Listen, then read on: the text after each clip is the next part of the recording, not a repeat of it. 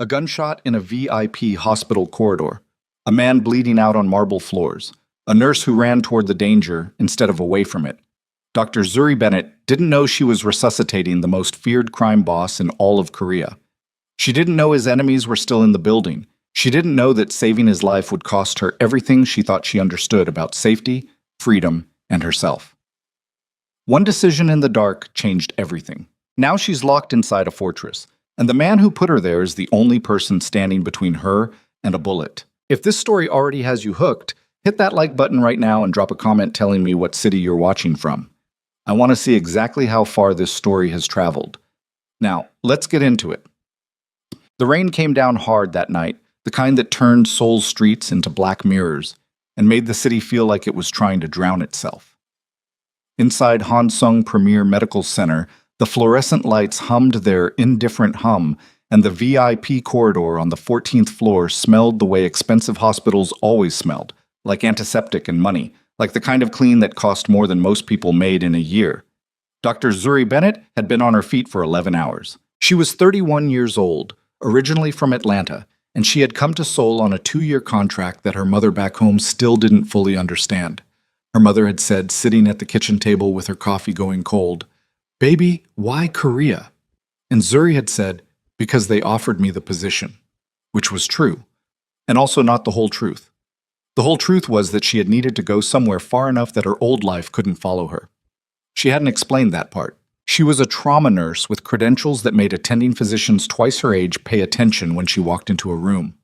She had fast hands and a faster mind and a way of staying completely level when everything around her was falling apart, which was in trauma medicine the only skill that actually mattered.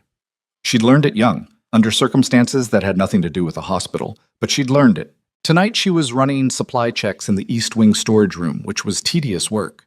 The kind of work that nobody important wanted to do at 11:30 at night, but that somebody had to do. She was counting IV bags and thinking about nothing when she heard it. The sound was wrong. She'd grown up in a neighborhood where she'd learned to recognize the sound of a suppressed gunshot before she'd learned to drive.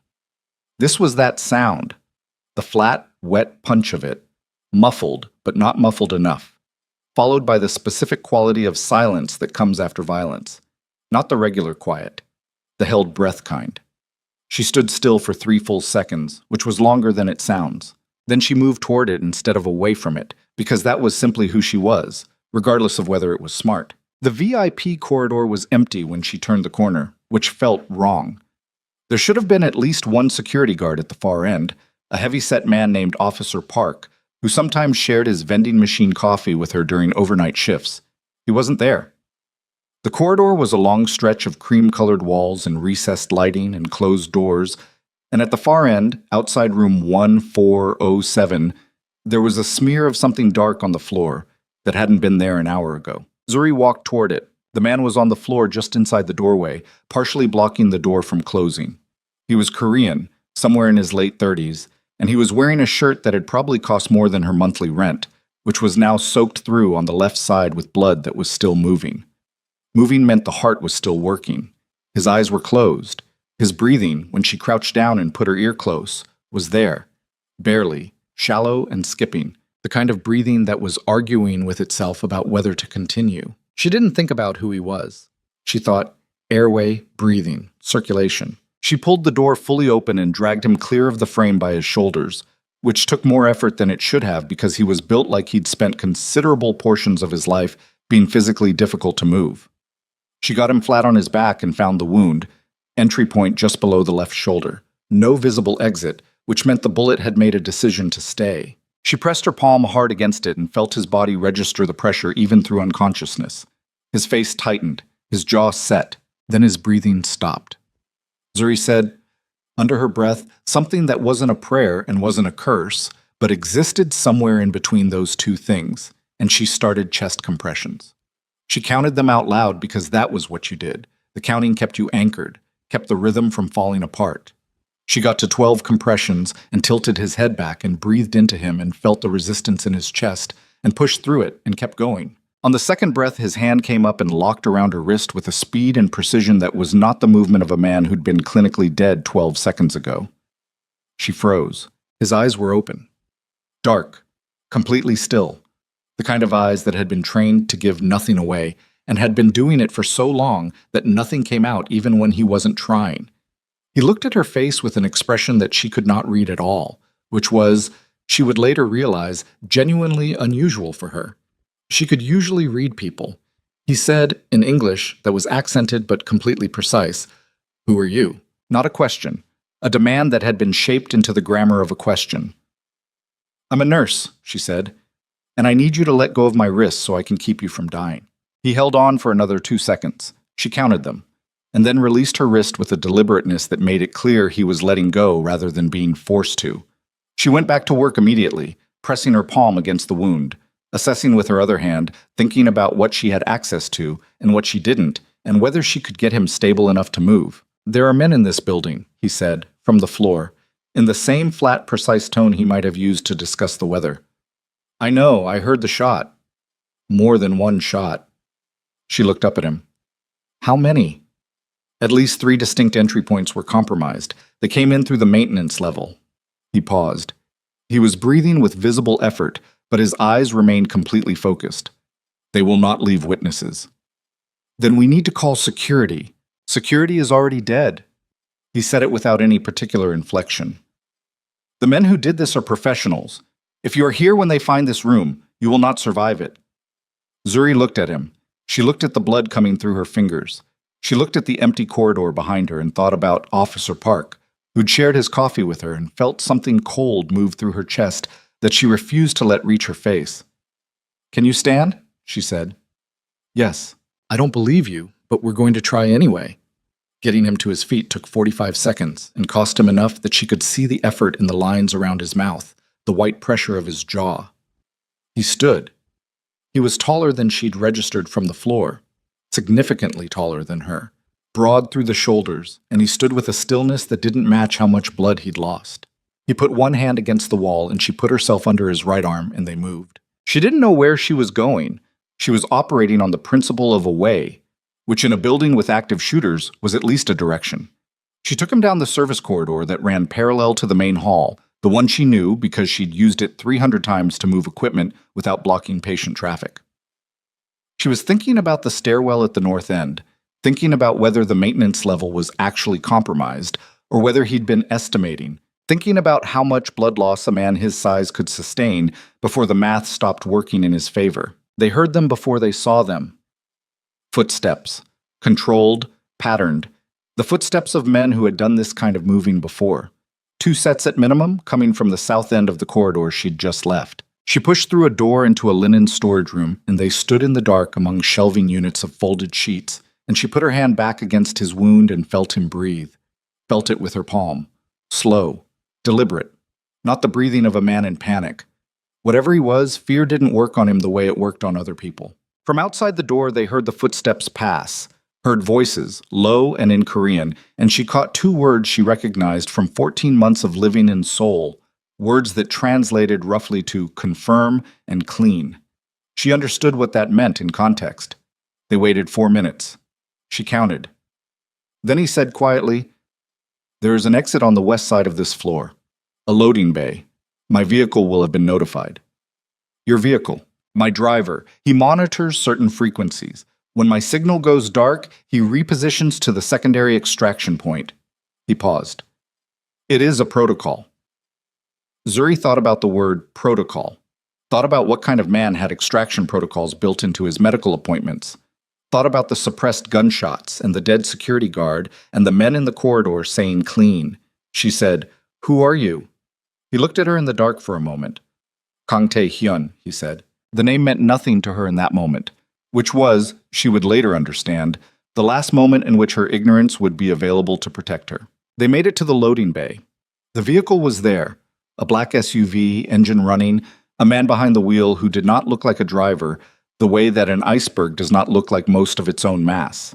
He took one look at Tae-hyun's condition, and his jaw tightened, and he said something sharp in Korean that Tae-hyun answered in 2 words. And then the door was open, and they were inside, and the vehicle was moving before Zuri had fully processed the sequence of events that had deposited her into it. She spent the ride doing what she could with what she had, which was limited. She used her sweater and her own hands and the first aid kit she found under the rear seat, and she kept pressure on the wound and monitored his breathing and watched his color and said, with professional calm that she was manufacturing from somewhere, "You need a hospital. I have just left a hospital. You need a different one with an operating theater, and someone who knows what they're doing with a—" "There is a physician at the compound," he said. "Dr. Lim. He is competent. The bullet is still inside you. I am aware of that. Are you aware that depending on where it's sitting, you could be—" "Yes." He turned his head and looked at her with those flat, unrevealing eyes. "I am aware of every relevant fact about my current condition, Dr. Bennett, Zuri Bennett." He held her gaze for a moment, then looked away, out the rain-streaked window at the Seoul street sliding past. "You ran toward the shot," he said. "Not an accusation, something else. I'm a nurse." Many nurses would not. She didn't have an answer for that she wanted to give him, so she went back to the wound and kept her hands busy and said nothing. The compound was not what she expected, which meant she had been expecting something, which meant some part of her had already assembled enough information to form an expectation. She'd been expecting something fortified and cold, something institutional. What she got was a property behind high walls in the kind of quiet residential area of Seoul that cost a number she couldn't fully conceptualize. And inside the walls it was not warm exactly, but deliberately constructed. Buildings of dark wood and steel, a courtyard with trees she'd later learn were cherry trees, currently bare and rain-slicked, standing in the lit courtyard like they were waiting for something. They took him from her at the entrance, 2 men and a woman in medical scrubs, organized and efficient, a stretcher appearing from somewhere. And then Tae-hyun was gone, and she was standing in the rain in the courtyard with blood on her hands and her sweater gone, and a man she didn't know standing 6 feet away watching her with the specific patience of someone who has been assigned to watch. "I need to clean up," she said.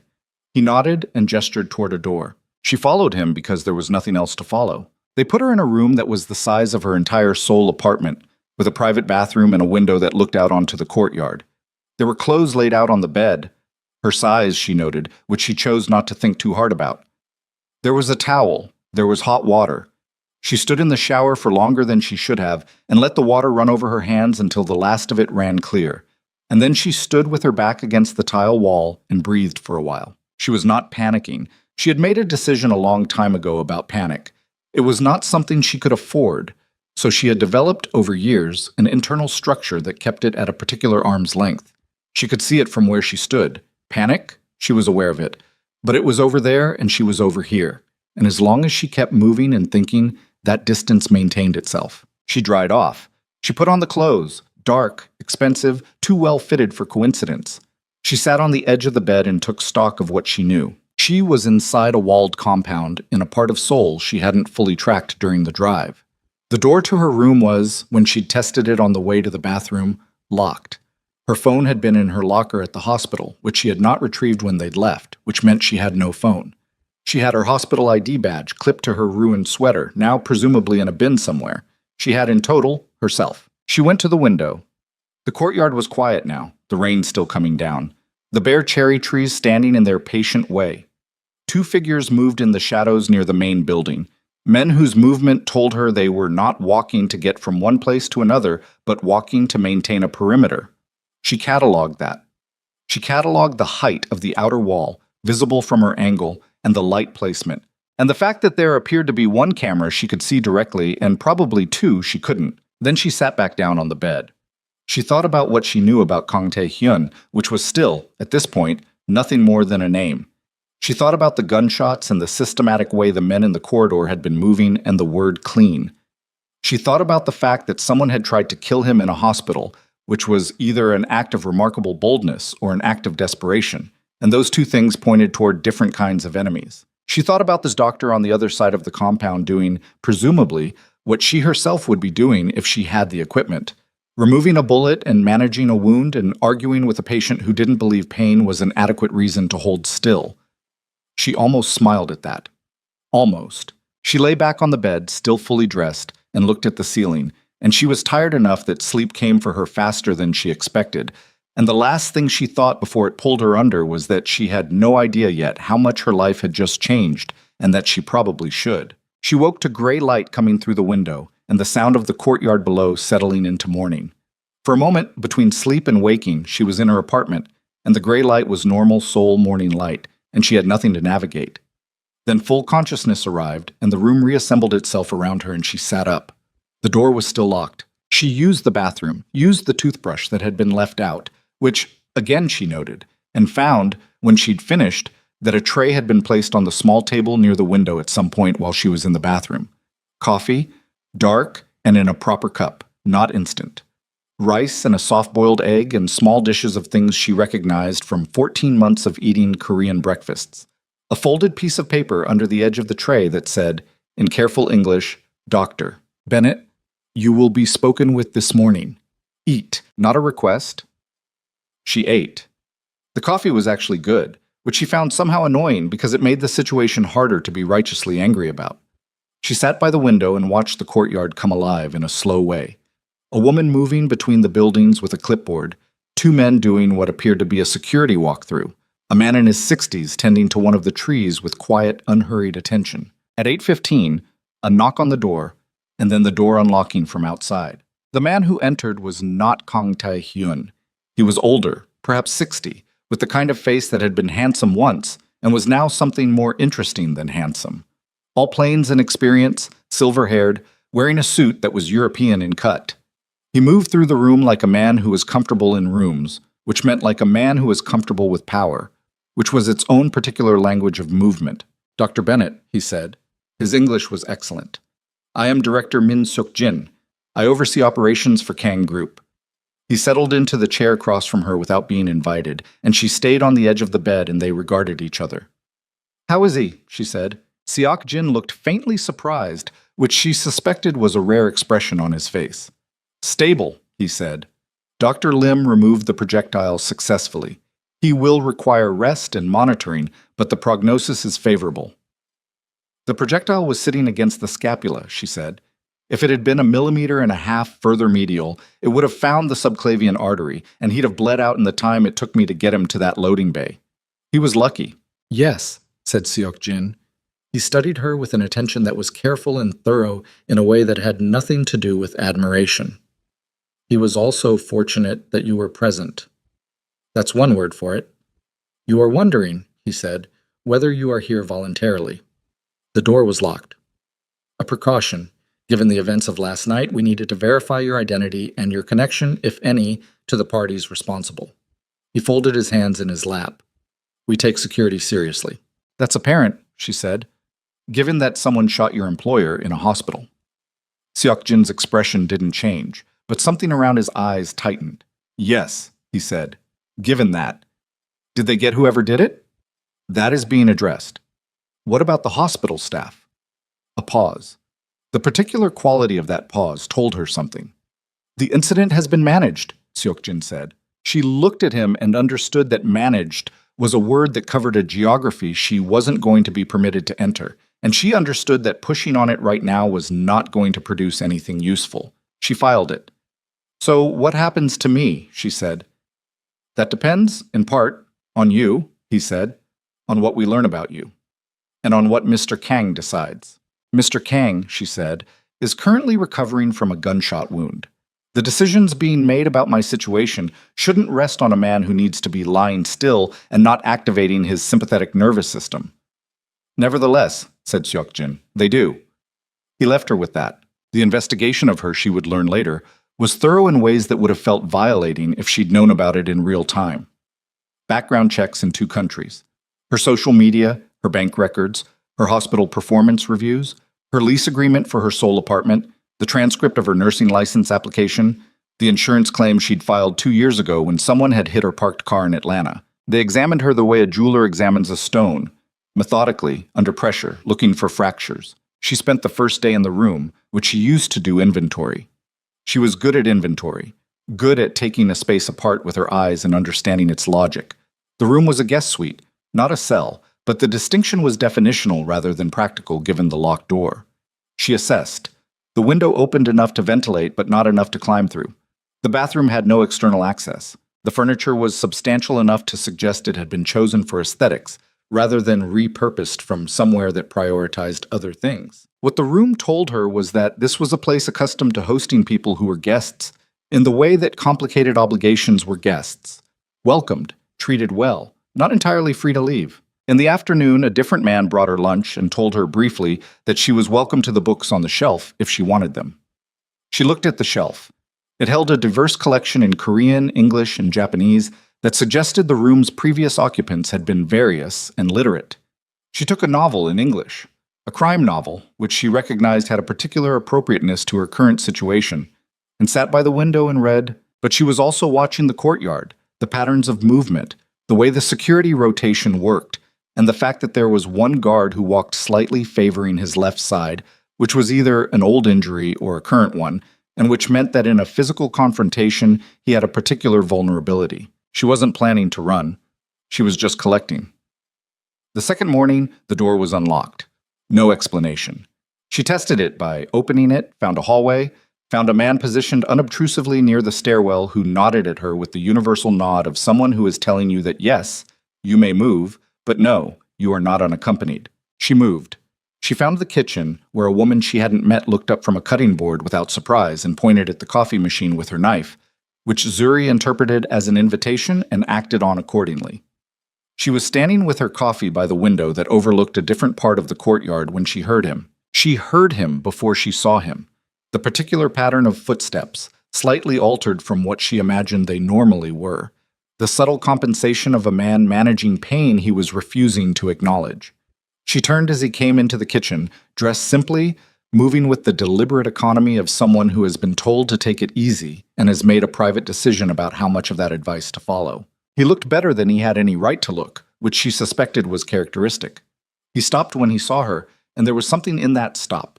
Not surprise exactly, more like the recalibration of someone who had been told a fact, but is now processing the physical reality of it.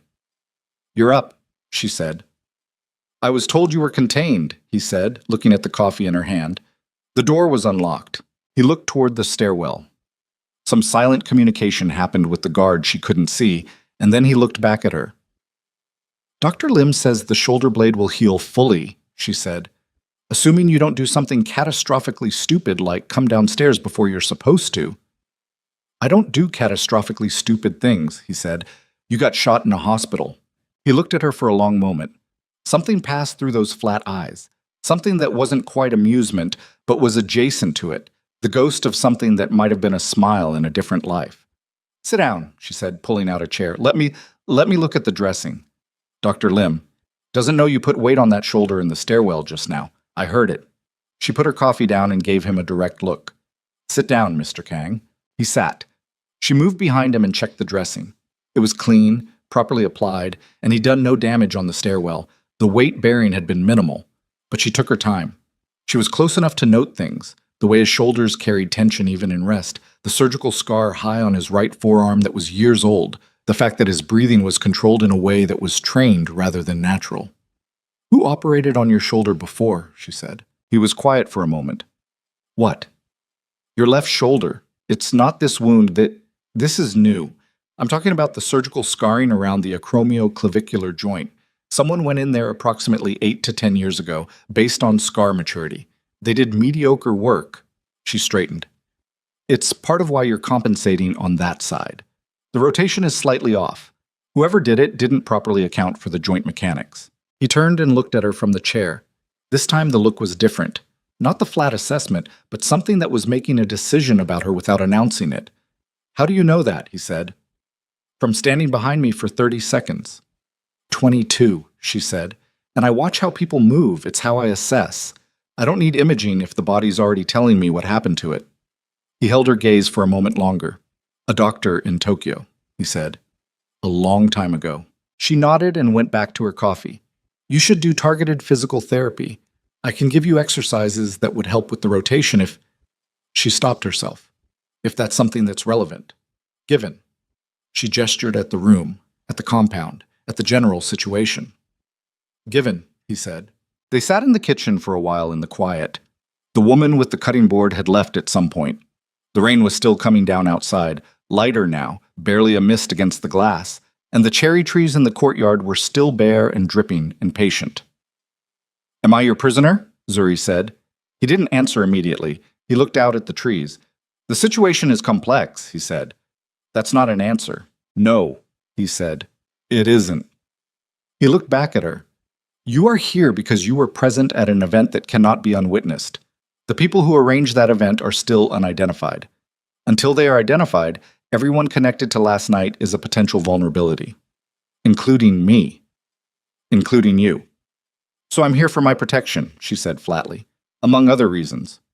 What other reasons? He looked at her steadily. I don't yet know whether you are who you appear to be. She looked back at him with equal steadiness.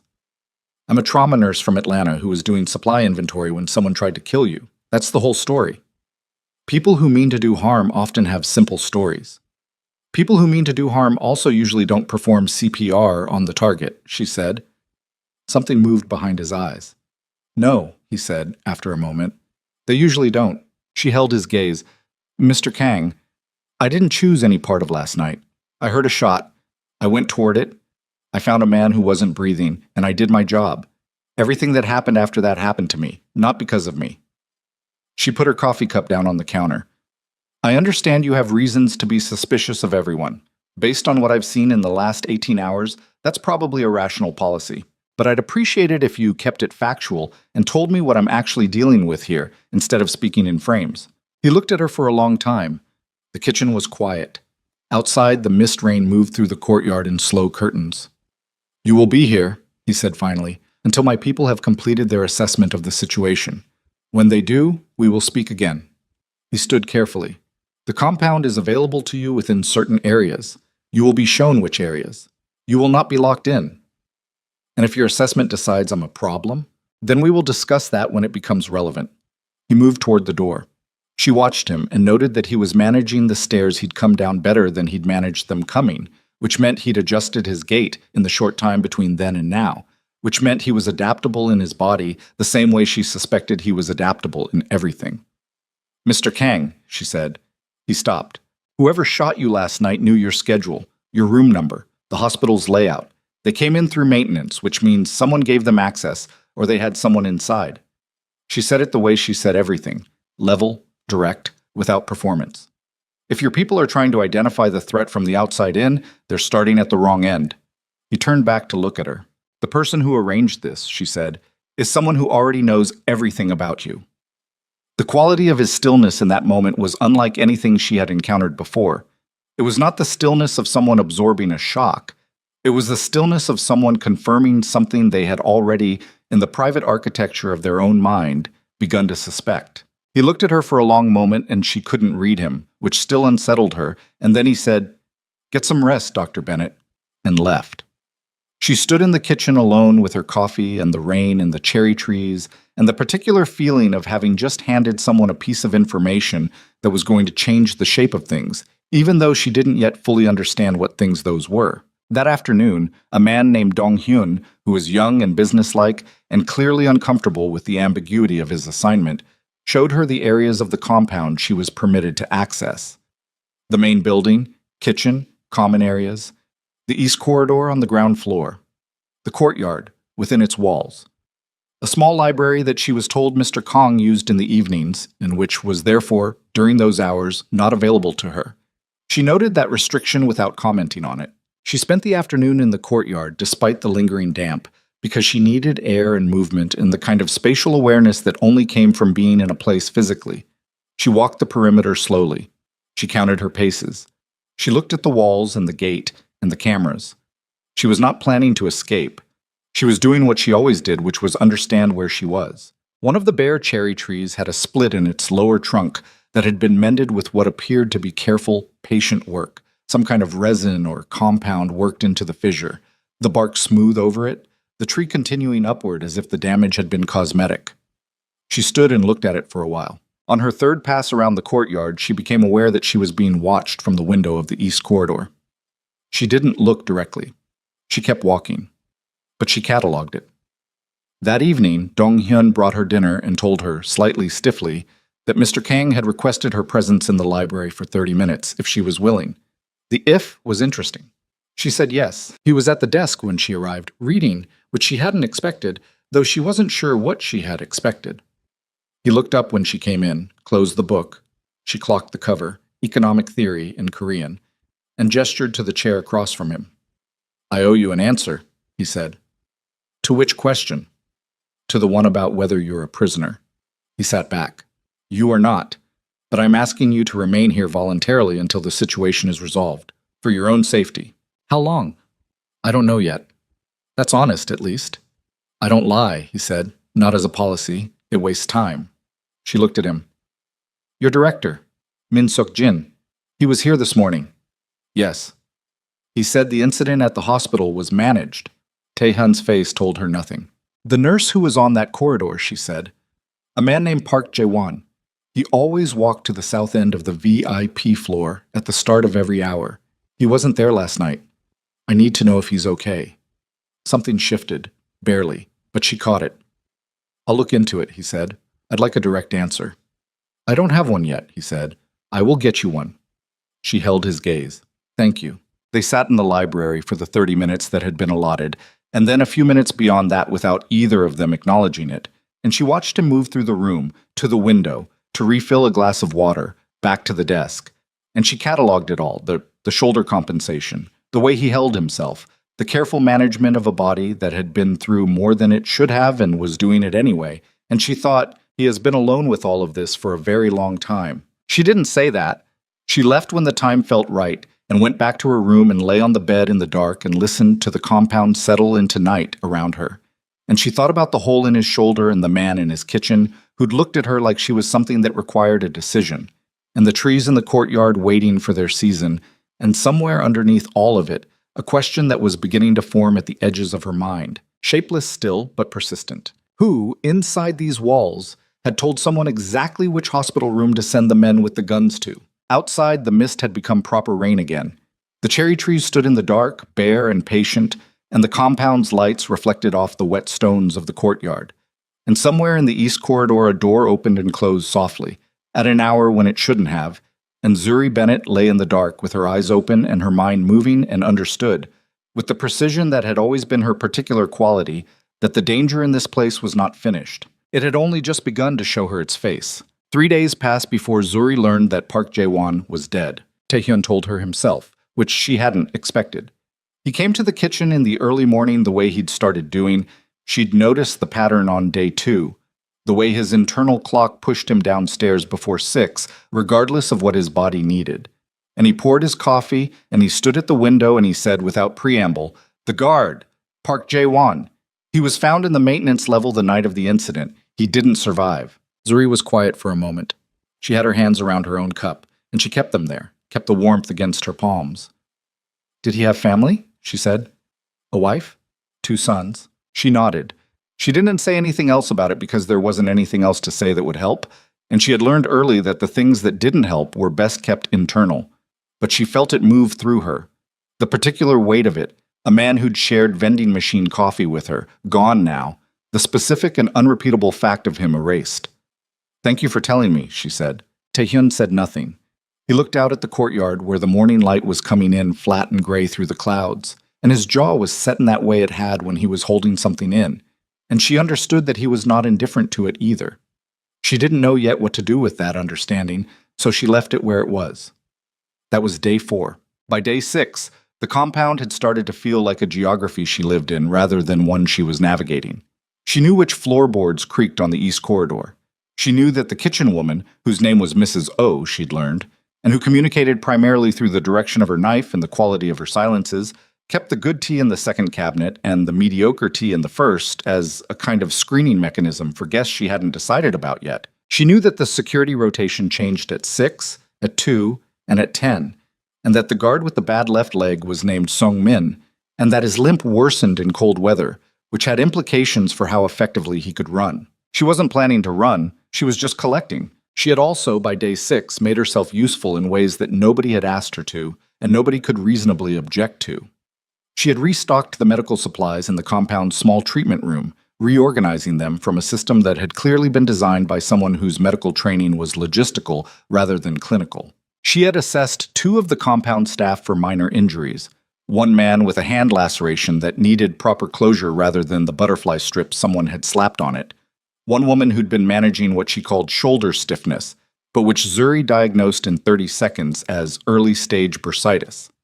She had not asked permission to do these things. She had simply done them. On day 6, she also began to understand the compound's internal temperature.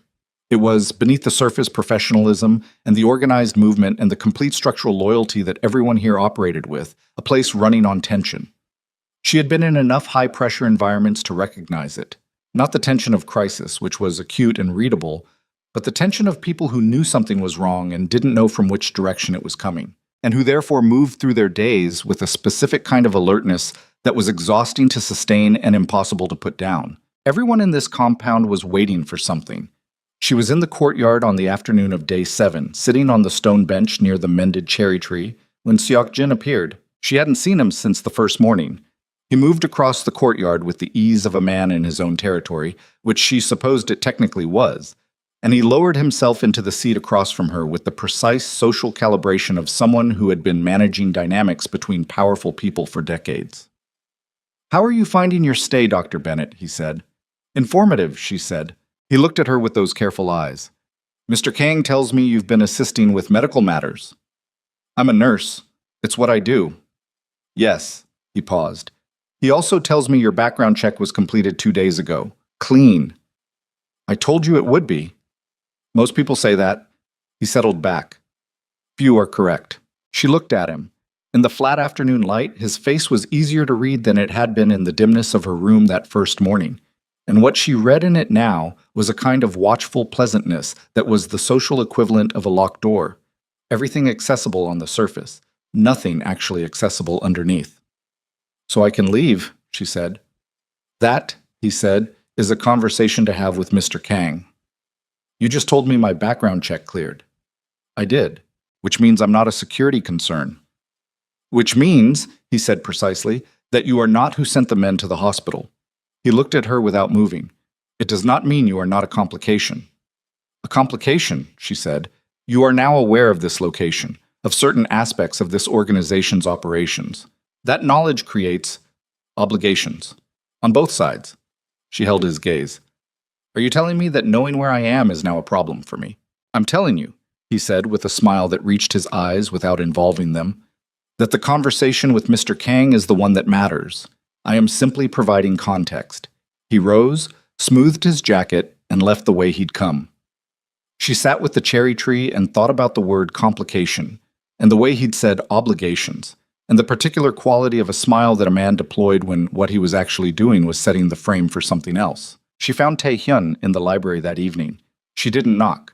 The door was open and he was at the window, not at the desk, standing with his weight shifted slightly away from his injured shoulder, looking out at the darkening courtyard. He heard her come in and didn't turn immediately, which told her he'd already known she was there, which meant he'd heard her in the corridor, which said something about the quality of his attention, even when he appeared to be doing nothing. "Seok-jin spoke to me today," she said. He turned then. "I know." He implied that what I know about this place is now a liability. Tae-hyun's face was neutral. What he implied, and what is true, are sometimes different things. "Are they different in this case?" "A beat." "Sit down, Dr. Bennett." "I'd rather stand." He looked at her for a moment, then, "Your background check cleared. You're free to leave this compound." "And then what?" "We will arrange for your return to—" "And then what?" she said again more precisely. "I go back to the hospital? The hospital where someone sent professional killers? I go back to my apartment, which presumably whoever arranged this knows the address of since they clearly had full intelligence on your movements? I go back to my life and soul as if none of this happened, and the people who arranged the attempt last week just decide I'm not a thread worth pulling?" He was quiet. "You said you don't lie," she said. "Don't tell me I'm safe the moment I leave here if you don't believe that." The library was still around them. Outside, the courtyard lights had come on, throwing long shadows from the cherry trees across the pale stones. "No," he said finally. "I don't believe that." "Then we have a problem," she said. "Yes." "So what do we do about it? What do we do about—" He moved away from the window, to the desk, which she'd noticed was his thinking position. Behind the desk, hands on the surface, using its solidity for something. He didn't sit. He stood and looked at her from across the room. "There is a position here," he said, "within the compound, a medical role. Dr. Lim is not full-time, the staff here, and the people within my organization who occasionally require discreet medical attention. It has been a gap. He stopped. I am not offering you a captivity with a title. I am offering you a role that is genuine, with compensation and terms, while the external situation is resolved. She looked at him for a long time. How long? She said. I don't know. That's the second time you've said that. I am aware. You run an organization that clearly has substantial resources and intelligence infrastructure. How is it that you don't know how long it will take to identify one internal... She stopped, looked at him. You already know it's internal, don't you? You knew before I said it in the kitchen. His hands on the desk were still. Everything about him was still in that particular way. The hospital knew your schedule, she said.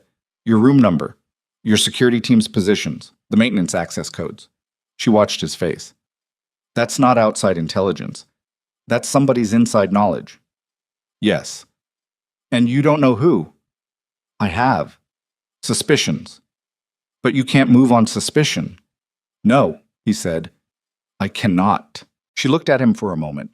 This man who ran what she was increasingly understanding was not a multinational investment group in any meaningful sense, who had been shot in a hospital and had survived it and come home to a compound where someone in his own organization might have put the bullet in him, who was standing at his desk with his hands flat on the surface and his injured shoulder slightly elevated, and his face giving nothing away to anyone who wasn't paying the particular kind of attention she was paying. All right, she said. All right, what? I'll stay. For now. She held up a hand when he started to speak. Not because you've given me a job, because leaving right now is genuinely more dangerous than staying, and I'm not going to pretend otherwise to make myself feel more in control of the situation. I'm staying because it's the rational choice. She paused. We clear on that? Perfectly, he said, and something moved in his eyes that she didn't have a word for yet. The weeks that followed had a rhythm she hadn't expected. She set up a proper medical protocol for the compound, inventoried everything, established a log, arranged for supply delivery through channels that Dong-hyun coordinated with zero apparent curiosity about the identity of the foreign nurse who'd apparently become a permanent fixture. She treated what came to her, a broken finger that had been bound incorrectly for a week, before someone finally admitted it hurt, a respiratory infection moving through 3 of the security staff, a man named Rio who came to her with a knife wound he'd explained with 4 words, training, he said, gets real sometimes, and who she stitched in silence while he stared at the ceiling and neither of them commented on the obvious. She was good at the work. She had always been good at the work, and she was learning the compound the way she had always learned places, not through what people said about them, but through how they moved through them. She learned that Seok-jin arrived twice a week, always on Tuesdays and Thursdays, always with a briefcase that he carried himself rather than having carried, and that the security staff shifted slightly in their bearing when he was present, subtly, but she caught it. A fraction more formality, a fraction more attention to angles and exits. She learned that Tae-hyun ran the compound with a completeness of authority that never required volume. She never heard him raise his voice. She never heard him threaten anyone. What she heard, occasionally, from adjacent rooms or across the courtyard, was the quality of silence that gathered around him when he spoke, the way everyone in a room would stop their peripheral movement and attend to him with their whole bodies. And that silence was more absolute than any volume she'd encountered. She learned that he was awake before 5 every morning, and that he took his coffee the same way every time. Black, no temperature preference, just black, and that he read in the evenings and moved through the compound in the early hours before the staff arrived for the day shift with the specific ease of a man who used the empty hours to be, briefly, unobserved.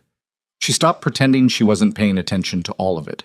On a Thursday in the 3rd week, she was in the treatment room when she heard the argument. It was coming from the east corridor, 2 voices, and she recognized one of them immediately, Seok-jin, and the quality of his voice was different from the careful pleasantness he'd shown her, lower and with an edge she hadn't heard in him before. The other voice was younger, one of the operational managers whose name she'd learned was Park Chul-soo, a compact man in his 40s who'd always moved around her with a wariness that she'd read as professional suspicion. She could hear the argument clearly through the treatment room wall, but it was in Korean, and her Korean was conversational rather than fluent, and what she caught was partial, enough to know it was heated, enough to pull certain words from the stream. She caught the word for liability twice. She caught a phrase she thought meant too much access. She caught clearly her own name rendered in Korean phonetics, Bennett. She kept still and listened and caught, near the end, a phrase that she translated slowly in her head. He won't see it until it's already done. Then footsteps, and the argument ending the way arguments in this compound ended, not with conclusion, but with someone walking away. She thought about that phrase all through the afternoon. He won't see it until it's already done. That evening, she sat across from Tae-hyun in the library and they worked through the physical therapy she'd designed for his shoulder. Not beside each other, because that would have been too much of something neither of them was naming yet, but with a professional distance that they both maintained with the specific care of people who were aware it required maintenance. "Tell me about the shoulder," she said. "The original surgery." He was moving through the third rotation exercise, controlled and slightly too slow, which meant it hurt more than he was showing. Why? Because understanding the original damage helps me understand the compensation patterns, which helps me design this. She nodded at the exercise. "Stop favoring it." "I'm not favoring it." "You absolutely are. Push through the last 10 degrees. His jaw set. He pushed. She watched the muscles in his shoulder move through the ROM and noted where the restriction was and said nothing. "Tokyo," he said after a moment. 8 years ago. I was involved in a situation that required I not use a hospital in Korea at that time. The surgery was done outside a hospital. In a facility. A sufficient one. He paused. The physician was capable but working with limited imaging. Limited imaging on a shoulder surgery is like doing electrical work in the dark, she said. You can get it roughly right. You usually don't get it exactly right. He looked at her. Is it fixable? The rotation loss, probably 60 to 70% of it, with sustained work. The rest you've probably incorporated permanently into your movement patterns at this point. It would take longer to unlearn the compensation than to rebuild around it. He was quiet for a moment, still holding the position she'd asked for. You talk about bodies like they're structures, he said. They are. Most medical people talk about them differently. Most medical people spent their training in controlled environments, she said. I grew up in a neighborhood where you learned pretty fast that a body is the most reliable piece of infrastructure a person has. And if you want to keep it functional, you treat it like it matters, not like it's fragile. He turned and looked at her directly with that full attention that she'd stopped flinching at mostly. Atlanta, he said. Atlanta. That's in Georgia, yes. I know what it is. I wasn't being condescending. You weren't, no, she said. Sorry, it's a reflex. He lowered his arm slowly. People have been condescending. In 14 months in Seoul, I have been the only black woman in almost every room I've walked into. So, yes, people have been condescending. She said it flatly, without heat. It was just a fact, the same as the rotation loss was a fact. It gets old. He nodded, once, with a directness she appreciated. No overperformance of sympathy, no deflection, just acknowledgement. Here, he said. That won't be a factor. She looked at him. You say that. I mean it. How do you mean it? I mean that anyone in this compound who behaves otherwise answers to me for it. He said it without inflection, which made it more credible than if he'd said it with emphasis. It was just a statement of structural fact. That has always been my policy. She held his gaze for a moment. Good to know, she said. They sat in the library for a while after the exercises were done, the way they'd been doing, not formally, not as a scheduled thing, but as something that had developed between them the way patterns between people develop, through repetition and the absence of active resistance. He read. She had a book of her own, though she wasn't really reading it. Outside the window, the cherry trees stood in the courtyard, and she'd noticed over the past few days that the ends of the branches were beginning to show something. Not blossoms yet, not even close, just the first faint swelling of buds, the beginning of the decision. Seokjin argued with Park Chul-soo today, she said. Tae-hyun looked up from his book. In the east corridor. I heard it through the treatment room wall. She kept her voice level. My Korean isn't good enough to catch everything, but I caught my name, and something that translated as, approximately, he won't see it until it's already done. The quality of stillness that came over him was different from his usual stillness. It was colder. You're certain of that phrase, he said. I'm fairly certain of the literal translation. I'll admit I could have miscaught a nuance. He looked at her for a moment. When? Around 3 in the afternoon. She paused. I don't know who they were arguing about. The he could have been anyone. Yes, he said. But the way he said it told her he had his own interpretation, and it was not ambiguous. She went back to her book, and he went back to his, and they sat in the library until the compound had fully settled into night around them. And when she said goodnight and rose to leave, he said her name, Dr. Bennett, and she paused at the door. "Thank you," he said. "For what?" "For telling me." She nodded once and went out into the corridor and walked back to her room, and she lay in the dark and thought about the phrase again. He won't see it until it's already done. And she thought about the pattern of Seokjin's visits, Tuesdays and Thursdays, and the briefcase he always carried himself, and the way the security staff's bearing shifted when he was present. And she thought about intelligence reports and access and the geometry of a long-held trust. And she felt something assembling in the back of her mind, still incomplete, still missing pieces, but taking shape the way a diagnosis took shape, first from scattered symptoms, then with increasing clarity, then with the terrible precision of a conclusion she couldn't unarrive at. By the 5th week, the compound had accepted her the way a body accepted a transplant, not enthusiastically, not without some residual resistance, but functionally.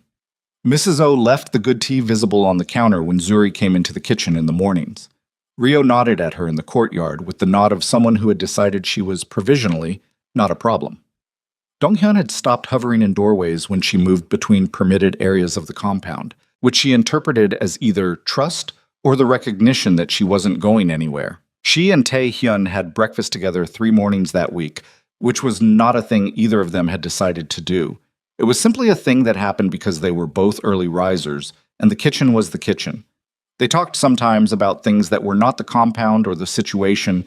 She told him about trauma nursing, about the specific physics of keeping someone alive in a hallway with inadequate equipment and no support, and he listened with the full attention he gave everything, and occasionally asked questions that were precise in a way that told her he had a mind that wanted to understand the mechanics of things.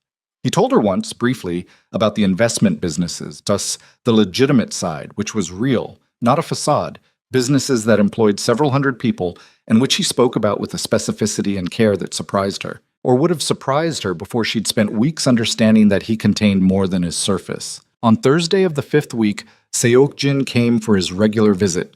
She watched him cross the courtyard from the treatment room window. Briefcase. Same suit, different color. The same ease of movement that she'd started cataloging differently since the argument. The ease of a man who believed he was safe, who believed his position was unassailable, whose confidence was not the confidence of a man with nothing to hide, but the confidence of a man who believed his hiding was complete. She watched him disappear into the main building. That evening, something happened that changed the temperature of the compound in a way she felt before she understood. She heard it first. Raised voices from the direction of Tae-hyun's office, which was in a part of the main building she didn't have access to, but the building conducted sound the way buildings did when you knew them. She heard the sharp, flat crack of a hand hitting a desk surface. She heard Tae-hyun's voice, not loud, but with a quality she hadn't heard in it before. Something underneath the control, pressing against it. Then quiet.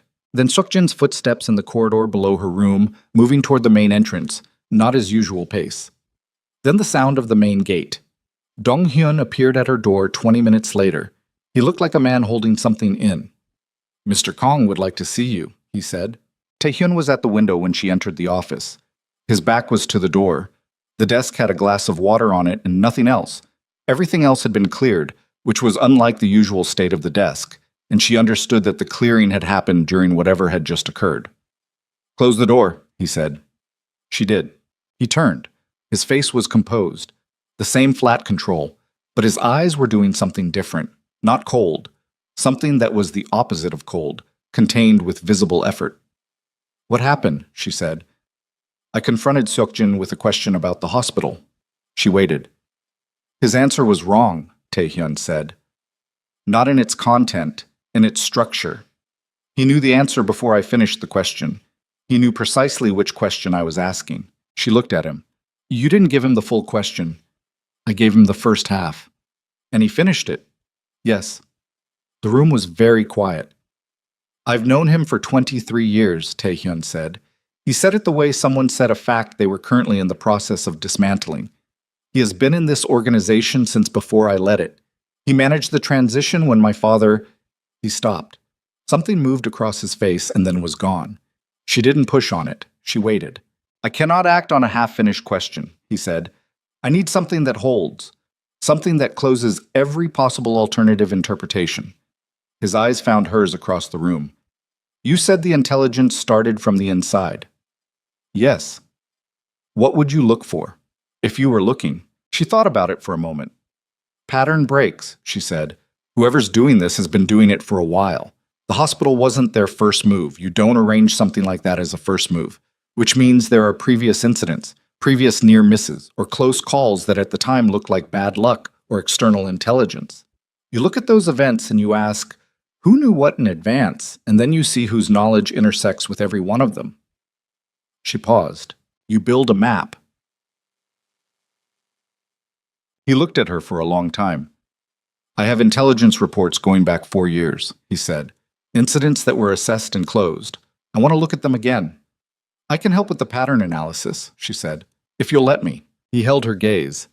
She saw the decision cross his face, not whether to trust her. The decision had already been made somewhere in the previous weeks, in the kitchens and the library and the courtyard, but whether to let her fully into the architecture of what this was. All right, he said.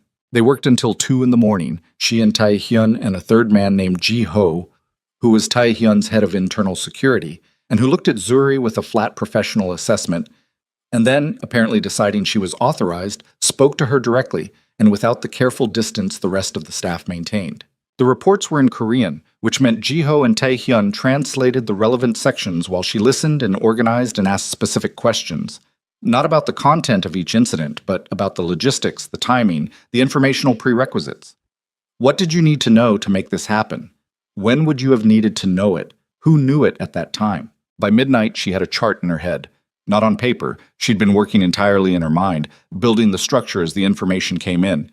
And by 1 in the morning, the structure had a shape that was becoming hard to ignore. By 2, it had a name.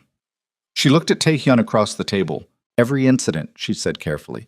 Every one of them. The informational window, the period during which whoever did this would have had access to the specific information required, is the same. 48 to 72 hours, not wider. And in that window, for every incident, there is one constant. Ji-ho had gone still across the table. Taehyun's face was a wall. I know, she said quietly. Say it, he said. His voice was completely even. The access pattern maps to Seokjin's visit schedule, she said. Tuesdays and Thursdays. Every incident occurred within 72 hours of a Thursday visit going back. She glanced at the dates. 31 months. The room was absolutely silent. And then Ji-ho said, in Korean, something that Taehyun didn't translate for her, but she didn't need him to. Because the look on Ji-ho's face when he said it was the look of a man who had just watched the floor fall out from under everything he'd believed was solid, and Taehyun's face in response was the look of a man standing in that same wreckage and refusing, on principle, to fall. We build the trap, Taehyun said finally, his voice quiet and completely resolved. We do it properly. We do it in a way that closes every door. Ji-ho nodded, Zuri nodded, and none of them said what they were all thinking, which was that the man they were planning to trap had 23 years of knowledge about exactly how Kang Taehyun operated, which meant he would see a trap coming with the same clarity that Taehyun saw everything, and that this would not be a clean or simple thing, and that the first person he would move against when he sensed the walls closing in would not be Taehyun at all. It would be the one person Taehyun had let inside the walls who hadn't been there before. Outside, the cherry trees in the courtyard had put out their first real buds, pale and fragile in the dark, and Zuri looked at them through the window and thought, we're already out of time. We just don't know it yet. And the trap we're building is also the trap we're already standing in. And somewhere on the other side of these walls, Seokjin is already moving. She didn't sleep. She lay on top of the bed covers with her shoes still on and stared at the ceiling and let her mind run the pattern over and over, the way she ran differential diagnoses. Not to arrive somewhere new, but to test the structure of what she'd already found, to look for the place where it could fall apart. It didn't fall apart. The map held every time she ran it, the intersection of dates and access windows in Seokjin's Thursday briefcases, 31 months of it, a geometry that only produced one shape no matter which angle she approached it from. The cherry tree buds outside her window were pale smudges in the dark. She thought about what Seokjin had said to her in the courtyard 3 weeks ago. Complication, obligations. The conversation she'd understood as a frame at the time, but whose full dimension she was only now seeing. He hadn't been warning her about the organization's relationship to her knowledge. He'd been assessing how much she'd seen, how much she'd understood, whether she was, yet, a problem that required a specific kind of solution. She thought, he knows we know, not the details. But he felt the shift in the room tonight when Tae-hyun asked his half-question and Seok-jin answered the wrong way. 23 years of reading Kang Tae-hyun's temperature. He felt it. At 4:15, she heard footsteps in the corridor outside her door. Not the security rotation, wrong timing. Measured steps, unhurried, moving past her door without pausing. She lay still and listened to them continue toward the east stairwell and fade. She thought about the trap they'd agreed to build. The careful, closed, every-door-shut trap. It required time. Jiho had said a week minimum to construct the informational architecture, to create a piece of intelligence specific enough that only Seok-jin's network would receive it, distinctive enough to trace back to him when it was acted on. A week. She'd looked at Tae-hyun when Jiho said it, and she'd read in his face the same thing she was thinking now at 4:15 in the dark. We don't have a week. She was right. They had less than 18 hours. She didn't know that yet. She found out the way you find out things in places like this. Not with a warning, not with preparation time, but with the flat and total fact of it, arriving all at once. Morning came gray and still. She was in the kitchen by 5:30, coffee made, standing at the window. The courtyard was empty. The cherry trees had their buds. She watched them and drank her coffee and thought about Park Jae-won, who had 2 sons, and about the woman with bursitis who'd thanked her last week with a formality that had somehow been more moving than warmth, and about Rio who said training gets real sometimes, and about all the people in this compound who were living inside a loyalty that was about to find out how much it actually cost. Tae-hyun came down at 5:55. He looked at her and she looked at him, and neither of them said anything for a moment, because there wasn't a version of good morning that fit the weight of what they'd built together in the small hours. He poured his coffee. He stood beside her at the window. Jiho is already working, he said. Good. He'll have a framework by tonight. She nodded. She didn't say what she was thinking. She was looking at the courtyard, at the gate, at the particular quality of the morning light on the stones. Tae-hyun, she said. She hadn't used his name before without the honorific, and she heard herself do it and didn't correct it, and he didn't react to it, or rather he reacted to it in the specific way of someone who registers a thing and chooses to let it stand. He's not going to wait for us to finish the trap, she said. He was quiet for a moment. No. He's been doing this for 31 months. Probably longer. We only have 4 years of reports. A man who's operated at that level for that long, inside this organization, he has contingencies. He has something already in place. Yes.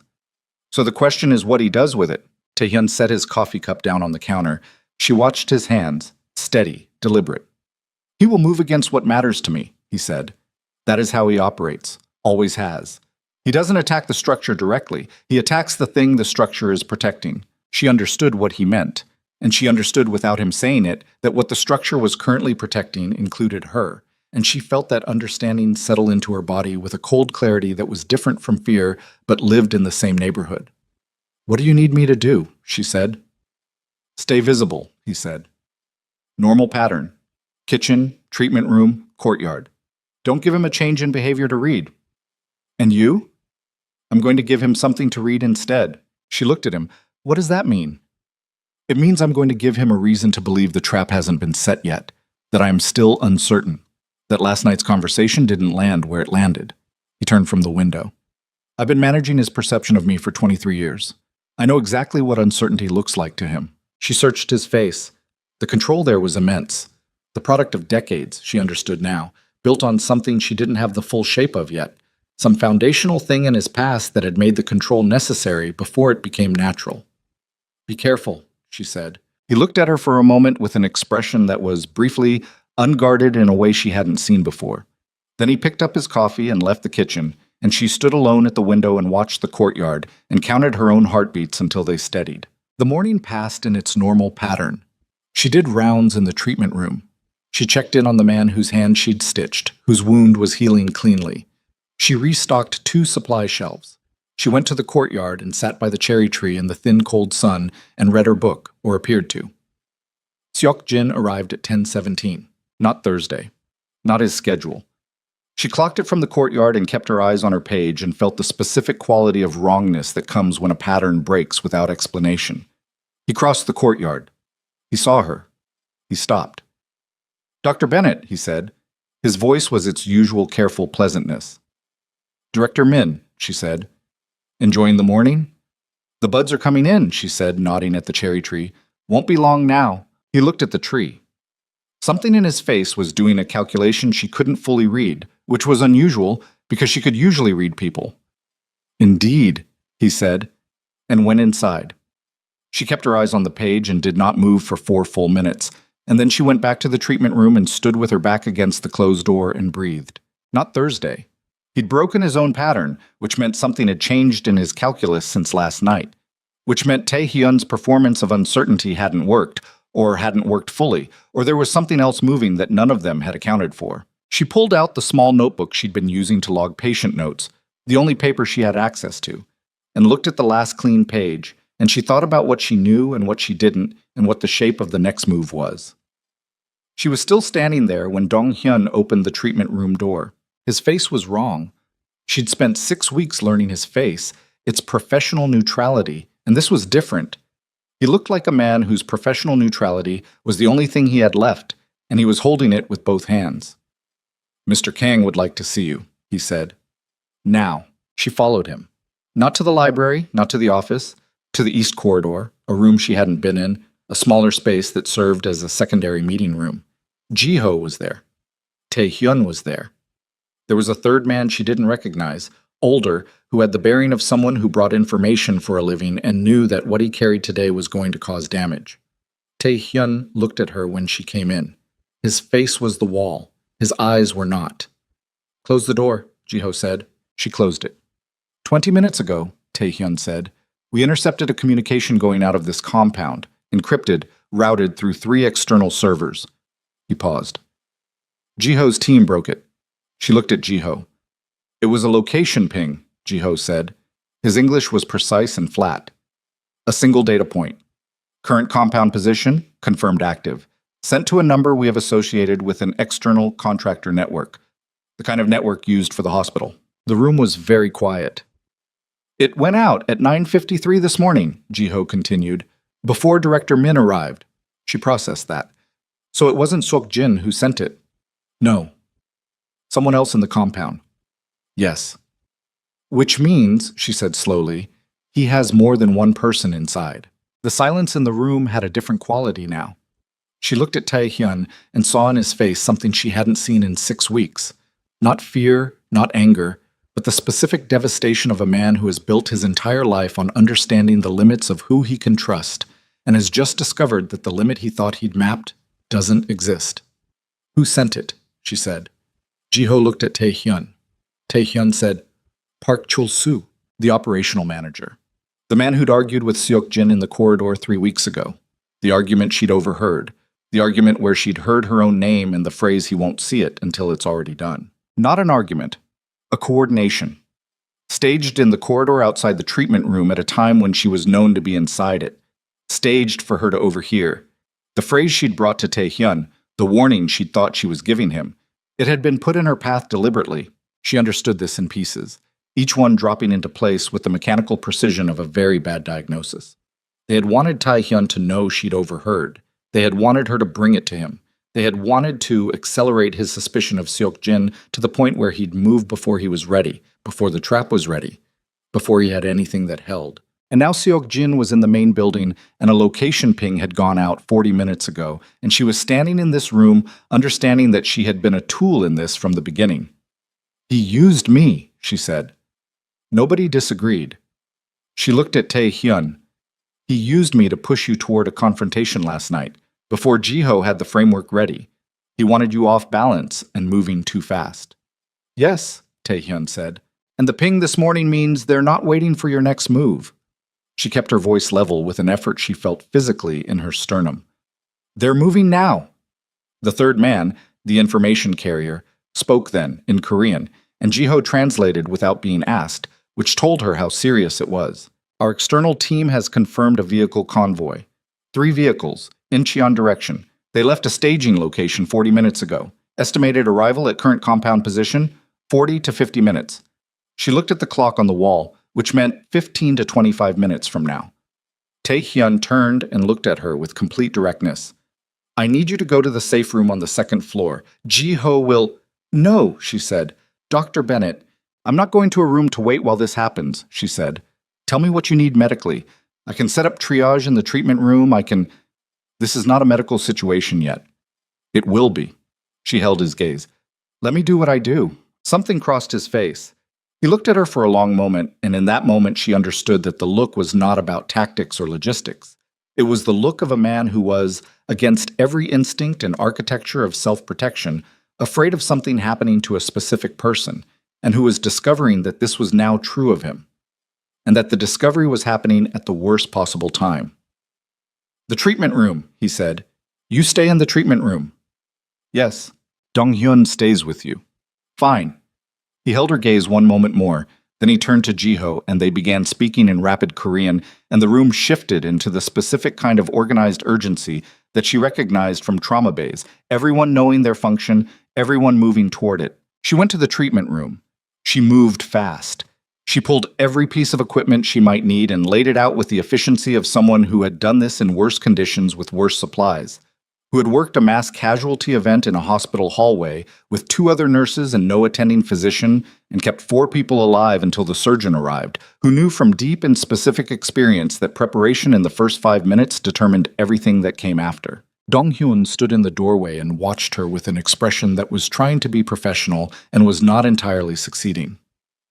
How many people are in the compound right now? She said, not stopping her prep. 31, including staff, he said. 17 security. Are there people here who aren't combat trained? Administrative? Household? Mrs. O, 2 kitchen staff, 3 administrative. Get them to the north building basement. Do it now, before anything starts. Do it quietly. Dong-hyun hesitated. Do it, she said. It doesn't compromise anything, and it means I don't have to treat people I can't help if something goes wrong. He left. She kept working. At 11:42, the first sounds came. Not from the gate, from the east perimeter wall, which told her the convoy had split, which told her these were people who knew the compound's layout, who had been inside it or had detailed intelligence on it, which she supposed she already knew. Then the gate, too. She heard it the way she heard everything in crises. Sound as information, each thing telling her something. Controlled bursts, disciplined. This wasn't a panic assault, it was a structured entry. She heard return fire from the compound's security team, heard the pattern of it, heard the specific difference between defensive positioning and being pushed back. She heard someone shouting in Korean in the east corridor, and she identified the voice as Rio's, and she translated enough to understand that the east perimeter breach was being contained. Dong-hyun came back to the doorway breathing hard. East wall held, he said. Gate breach. They're in the courtyard. How many? 6 confirmed, maybe more. Are people? 2 down at the gate. Wounded. I don't know how bad. Get them here as soon as it's clear enough to move them, she said. He nodded and was gone again. She stood in the treatment room and heard the compound fight around her. Not chaos, but the specific brutal physics of trained people in a contained space, and under it, threading through it like a current she could feel in her chest, the awareness of where Tae-hyun was, what he was doing, whether the wall was still standing. She was afraid. She acknowledged it, the way she acknowledged all the things she couldn't afford to let stop her, and she kept her hands moving and her mind on what was in front of her. The first wounded man arrived 11 minutes later. Rio, of all people. Rio, who said training gets real sometimes, brought in with his arm pressed to his side and blood coming through his jacket in a way that told her immediately, intercostal laceration, significant blood loss, possible pneumothorax. She cut his jacket off while he was still upright and said, "Sit now." And he sat, and she worked. He was the first of 3 in the next 20 minutes. She didn't stop. She did not have the capacity to stop. She was in the place she trained herself to occupy, the place where the noise fell away and there was only the body in front of her and what it needed. And she moved through the work with the specific focus that was the best thing she'd ever been able to offer anyone. It was when the compound went quiet that she understood something had changed. Not the quiet of resolution, the wrong kind of quiet, the held breath kind, the kind she'd recognized in the hospital corridor 6 weeks ago when she'd first understood that the shot she'd heard was a real one. She finished the compression wrap on the third patient and straightened and looked at Dong-hyun. His face told her. "Where is he?" she said. Dong-hyun didn't answer immediately. "Dong-hyun, where's Tae-hyun?" "The courtyard," he said. He stopped. There was a secondary team, small. They came from the north side during the gate engagement. He stopped again. She was already moving. "Dr. Bennett, you can't..." She was already in the corridor. The courtyard was the aftermath of controlled violence. 2 men down, secured, not dead. The compound security team moving through it in the specific pattern of a sweep. The cherry trees had taken some damage, a lower branch broken, blossoms scattered on the wet stones. The buds had opened in the last hour. She registered that with the part of her brain that noticed things even when it shouldn't. Jiho was standing near the far gate. He turned when he heard her. She looked at his face and felt the floor shift under her. "Where?" she said. "They took him," Jiho said. The words were flat and careful and cost him something. 3 men from the north. They had a vehicle inside the perimeter, pre-positioned. Seok-jin was with them. He paused. "They took him through the north service gate. We have the direction. We're tracking." She stood in the courtyard with the broken cherry blossoms around her feet and the cold air in her lungs and her hands that still had blood on them from the work she'd just been doing. And she looked at Jiho and said, "How long ago?" 14 minutes. 14 minutes. She ran it. 3 vehicles. Organized extraction. 14 minutes. Incheon direction they'd had from the morning ping. They weren't improvising. This was the contingency. The trap they'd feared Seok-jin was setting had not been an attack on the compound at all. The attack had been the distraction. The compound assault was noise. The real operation was the extraction of Kang Tae-hyun, while his security resources were committed to defending his own walls. "He planned it this way from the beginning," she said. "Not a question." "Yes," Jiho said. She looked at the broken branch on the cherry tree. She thought about the argument in the corridor that had been staged for her to overhear.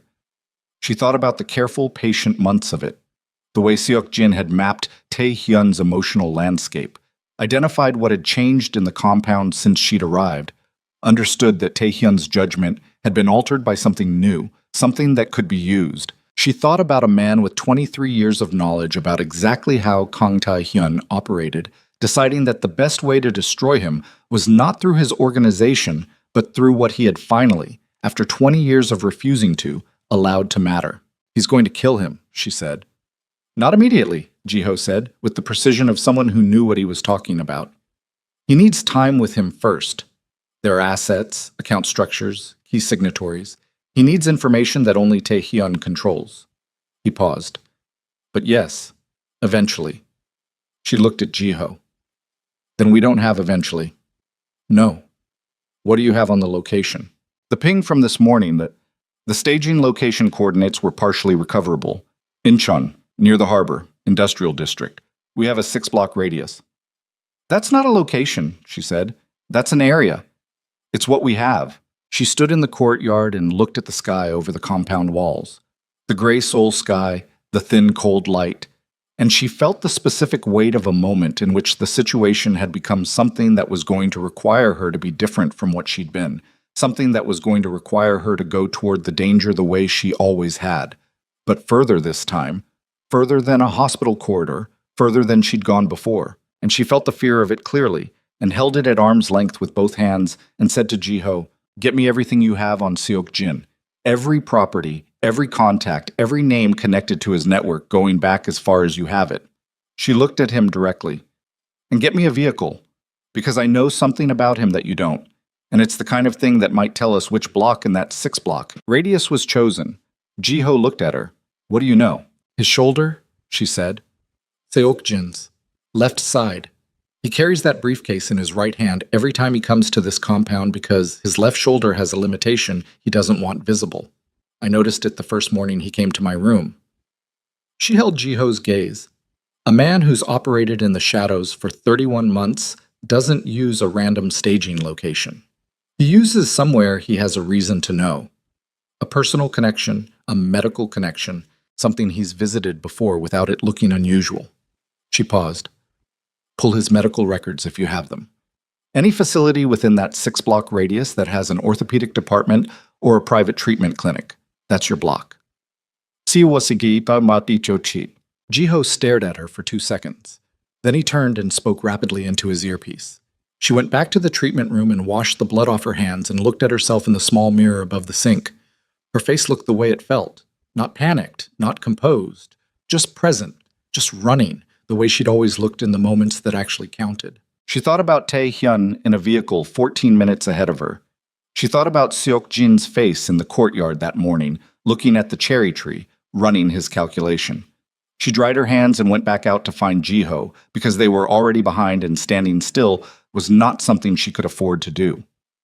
The drive to Incheon took 38 minutes, which was too long and couldn't be helped. Jiho's team had pulled Seok Jin's financial records and found it inside 20 minutes.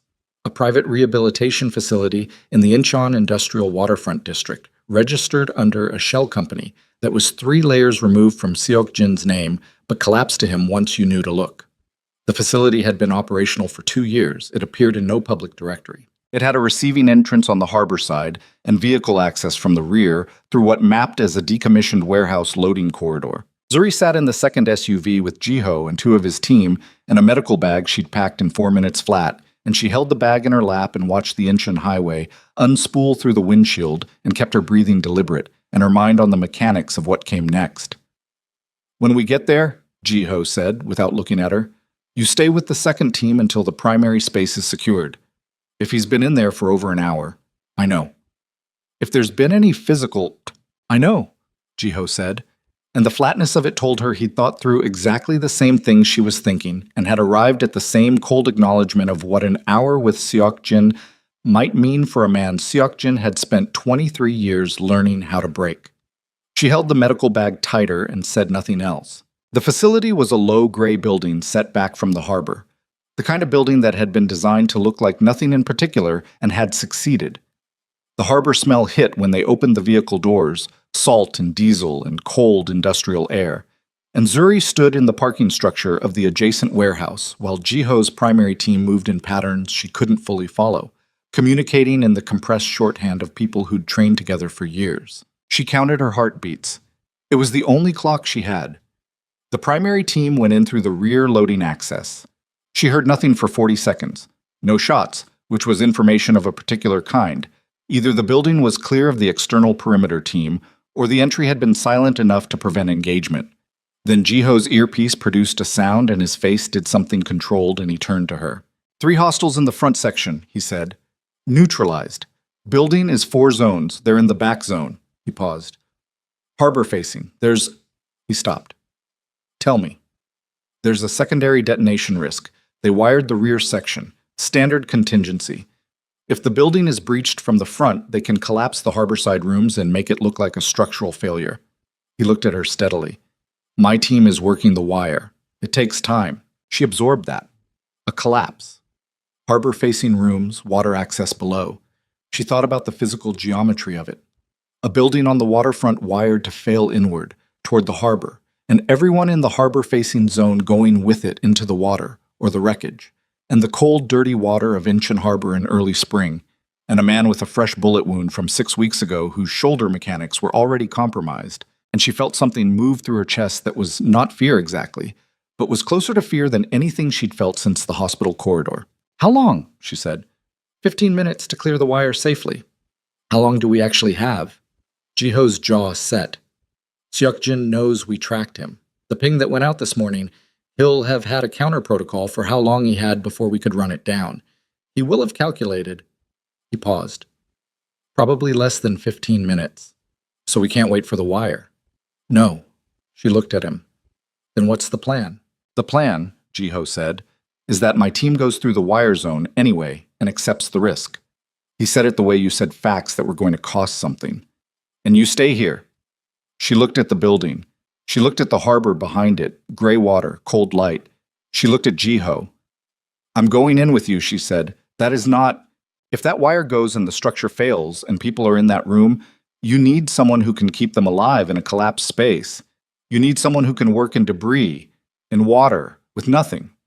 She held his gaze. Jiho, you know I'm right. He looked at her for a long moment. His face went through something she didn't try to name. You stay behind me, he said. You move when I move. You stop when I say stop. You do not argue with me about any instruction I give you inside that building. Understood. Understood, she said. They went in. The front section smelled like industrial cleaning fluid and something underneath it that she identified and put away. 3 men secured on the floor, zip-tied, conscious, which meant Jiho's team had been efficient and disciplined. She stepped over them without breaking stride, following Jiho through a connecting corridor that narrowed as it went, the building closing around them, the harbor smell getting stronger as they moved toward the back zone. The wire was visible in the connecting doorway. Crude, she noted, not sophisticated, designed for reliability rather than elegance, 2 lines running along the doorframe to a pressure trigger on the far side. One of Jiho's men was on his knees working it with the focused economy of someone who knew what he was doing and was also acutely aware of how much he'd like to still be alive in 5 minutes. Jiho spoke to him quietly in Korean. The man answered without looking up. 2 minutes, Jiho translated. Maybe. She looked through the gap in the doorframe. The corridor beyond was dim. Single industrial lights mounted at intervals, the kind of lighting that made everything look like its own shadow. At the far end, a door, closed, light coming through the gap at the bottom, sound coming through it too. Voices. One voice, steady and low, and under it, something she identified with her whole body before her brain had finished the sentence. The specific quality of silence from a person who has decided not to give the other person the sound they're asking for. Her hands were steady. She noticed that and was grateful for it. The man on his knees said something short and sat back, and Jiho said, "Go!" And they went through the doorframe single file, fast, and moved down the corridor, and Jiho had his weapon up and his hand back toward her. "Stay." And she stayed, 3 feet behind him, and he took the door. The room was larger than the corridor suggested. Harbor-facing, a wall of industrial windows with the gray water visible beyond them, weak afternoon light coming through salt-crusted glass. The room had been set up as something between an office and an interrogation space. A table, chairs, equipment she didn't look at directly, and at the far end, near the windows, 2 men standing and 1 man in a chair. The man in the chair was Tae-hyun. He was upright, which was the first thing she assessed, which meant he was conscious, which meant she made herself slow down and look properly rather than reaching for the conclusion she needed. He was upright and conscious, and his hands were secured behind the chair, and his head was raised, and his eyes, when they found her across the room, were completely clear. Not glassy, not shock pale, clear and focused and doing their own rapid assessment of the room the same way they always did. She breathed. Seok-jin was standing 6 feet from the chair. He turned when Jiho came through the door, and his face in that moment was the most genuinely expressive she'd ever seen it. Not the locked pleasantness, not the careful warmth, but something stripped and angular. The face of a man whose calculation has just been falsified and who is running the new numbers in real time. The 2 men flanking him were already reacting, hands moving, and Jiho's team came through the door behind her in a controlled surge. And in the first 2 seconds of the room, it was the specific chaos of people with weapons assessing each other's angles, everyone's math running simultaneously. One of Seok-jin's men fired. The shot went wide. Deliberate, she thought, a warning rather than an attempt. Buying time, buying Seok-jin's reaction a few seconds to complete itself. Jiho's team returned suppressing fire toward the window side, and she went flat against the wall and stayed there and watched Seok-jin through the noise. He wasn't running. He was moving toward Tae-hyun. She understood before she fully processed it. He was moving toward Tae-hyun because Tae-hyun in that chair was the only leverage left in the room, and Seok-jin was a man who had spent decades understanding leverage. She moved before she decided to move. She went across the room at an angle, not directly, using the table as intermediate cover, while Jiho's team had Seok-jin's 2 men fully engaged at the window side. She got to the chair 2 seconds before Seok-jin reached it, and she put herself between them, standing, facing Seok-jin, with Tae-hyun's chair directly at her back. Seok-jin stopped. He looked at her. The angular, stripped face, the running calculation. He had a weapon. She saw it in his right hand, down at his side, not raised, the position of a man who is keeping options open. "Move," he said. "No," she said. He looked at her for a moment, and something in his face settled. Not into calm, into decision. "You understand what you're doing," he said. "Yes. You understand that you are not significant. To this, you are an accident that became inconvenient. Nothing more." "I know what I am," she said. Move back. He raised the weapon. Her heart was very loud. She could feel it in her throat, in her hands, in the specific clarity that came when the body understood exactly what it was facing and stripped everything down to the essentials. She stood and didn't move and held his gaze and did not look at the weapon because looking at the weapon was what he wanted. It was the thing that would make her flinch, and she had made a decision about flinching a long time ago. Seok-jin, Taehyun's voice from the chair behind her. Quiet. The same quality it always had. The absolute absence of performance. Seok-jin's eyes moved to him. Look at the room, Taehyun said. Seok-jin looked. Jiho's team had both his men contained, one on the floor, one against the window wall with his hands up. The math of the room fully resolved in the last 30 seconds. Seok-jin was the last number that hadn't settled. You won't shoot her, Taehyun said. Because if you shoot her, you have nothing left to negotiate with, and you know it. And I won't give you anything for my own life. You know that too. You've always known that. A pause. That's why you changed tactics 15 years ago. Seok-jin went very still. Put it down, Taehyun said. Seok-jin's face in this window light was terrible. Not the face of a man losing, but of a man watching something he'd built over decades finally collapse under its own weight, and finding, in the collapse, not the expected relief, but a rage that had nowhere left to go. You never understood what I built for you, Seok-jin said. His voice was different now. The pleasantness gone, the careful architecture gone, something raw and cold underneath. Your father would have destroyed it, would have destroyed you. I kept you. Don't, Taehyun said. I kept this organization intact. I kept you alive and functional, and I made decisions that were necessary. You killed him, Taehyun said. The room absorbed that sentence. The harbor light moved on the window glass. My father, Taehyun said, and his voice was the flattest she'd ever heard it. Flat all the way down, nothing underneath it, the flatness of something that has been compressed for so long it has forgotten how to expand. 15 years. You let me believe what I let you believe kept you moving forward, Seok-jin said, and the rawness in his voice was not remorse. She heard that clearly. It was the rawness of a man defending the logic of his own actions to himself, using her and Taehyun and the room as audience. A man who knows his father was executed at 35 doesn't build an empire. He burns everything. I gave you a version of events that let you function. You gave me a lie that let you control me, Taehyun said. Seok-jin said nothing. You isolated me, Taehyun said. Every person who came close, every potential alliance, every... He stopped. A beat. Every reason I might have had to trust someone. You managed it. All of it.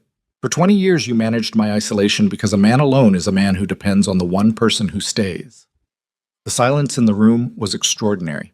Zuri stood between them and felt the weight of what was moving through the space and kept her feet where they were and her eyes on Seok-jin's weapon hand and breathed. 23 years, Seok-jin said finally. I gave you 23 years. Lower the weapon, Jiho said from across the room. His voice was controlled and final. Seok-jin looked at the weapon in his own hand. He looked at it the way a man looked at something he'd forgotten he was holding. Then he looked at Zuri, directly, with the full attention he'd given her that first morning in her room, the careful, thorough examination of her, and she held it without looking away, and she saw in his face the precise moment when the calculation completed and came out the way she'd known it would. He lowered the weapon. Jiho's team moved immediately, efficiently, and Seok-jin was secured and the room's last variable resolved, and it was over in the way these things were over. Not with a sound, not with a moment, just with a sudden absence of tension that left everyone slightly unsure of what to do with their hands. She turned to Taehyun. Up close he was worse than he'd looked from across the room, which she'd expected. The assessment ran itself automatically. Left eye slightly swollen. A laceration above his right brow that was going to need closure. The way he was holding his torso telling her about his ribs. The set of his jaw telling her about pain he was managing with the same comprehensive stubbornness he brought to everything. His hands were still secured behind the chair, and she moved around and worked the restraint. And when it came free, he brought his arms forward slowly, and she watched his face carefully for the specific expression that would tell her there was nerve involvement. There wasn't. She let herself release that particular worry. He looked up at her. His face was the wall, but the wall had taken damage. Not structural, but visible. The way a surface showed the force that had been applied to it even after the force was gone. You came, he said. Yes, she said. I told you to stay in the treatment room. I did for a while, she said. Then I stopped. Something moved through his eyes that was not the ghost of a smile this time, but the actual thing, brief and exhausted and completely real, and she felt it land somewhere in her chest and didn't try to name it or manage it, just let it be there. She looked at the laceration above his brow. That needs closure, she said. And I want to assess your ribs before you try to stand, so don't— Dr. Bennett, he said. She looked at him. He held her gaze for a moment. He looked like a man who had just had the foundational architecture of 20 years dismantled in a single conversation and was still upright, which she found— she didn't have a word for what she found it. She found it something. Thank you, he said. She held his gaze for a moment longer than was strictly medical. Then she opened the bag and got to work, because there was work to do and she was going to do it. And the harbor light was moving on the windows, and Seok-jin was secured on the far side of the room, and Ji-ho was already on his phone, and outside these walls the world was going to have questions that were going to take a long time to answer. But right now there was a wound above his right brow, and she had sutures in the bag, and she was going to close it, and he was going to sit still and let her. And that was enough for this particular moment. She cleaned the wound. Her hands were steady. His breathing was controlled, the way it always was, the long discipline of it. And she worked close enough to feel the warmth of him and the specific aliveness of him. And she thought about the mended cherry tree in the courtyard and the buds that had opened this morning and the blossoms on the stones, and she thought, we're not done yet. Seok-jin is secured, but his network isn't. His loyalists don't know yet that the center has collapsed, and when they find out, some of them will decide the answer is to finish what Seok-jin started. She placed the last suture and tied it off and clipped the thread, and pressed a clean gauze square against the closure and said, Hold that. And Taehyun raised his hand and held it without being told a second time, and she moved to his ribs. Breathe in, she said. He breathed. She pressed along the right lateral wall, watching his face, reading the micro-expressions that even his control couldn't fully suppress. 2 ribs, she assessed. Cracked rather than fully fractured. The breathing pattern was too controlled for a complete break, too painful for bruising alone. She pressed the 3rd intercostal space and felt him hold the breath and said, There. It's manageable, he said. That's not the same as fine. I know the difference. She looked at him for a moment, then began rapping. You'll need imaging when we get back. If there's any pleural involvement, there isn't. You don't know that. I know my body, he said. The same way you know bodies. I've been reading mine for a long time. She kept rapping. The harbor light through the windows was shifting toward afternoon. They'd been in Incheon for over 2 hours, though it had compressed in the way that crisis time always did, everything simultaneous and sequential at once. Across the room, Ji-ho was coordinating the transfer of Seok-jin and the 2 secured men to vehicles, speaking in the low, rapid Korean of someone managing multiple threads. Seok-jin himself was sitting against the far wall, wrists bound, and he was looking at nothing. Not at Taehyun, not at her, not at the window. Just at the middle distance, with the expression of a man doing a private accounting of something. She thought about what Taehyun had said. 20 years of managed isolation. Every person who came close. She thought about the surgical scar in Tokyo, the facility without proper imaging, the Dr. Taehyun had needed to reach because he couldn't use a hospital in Korea at that time.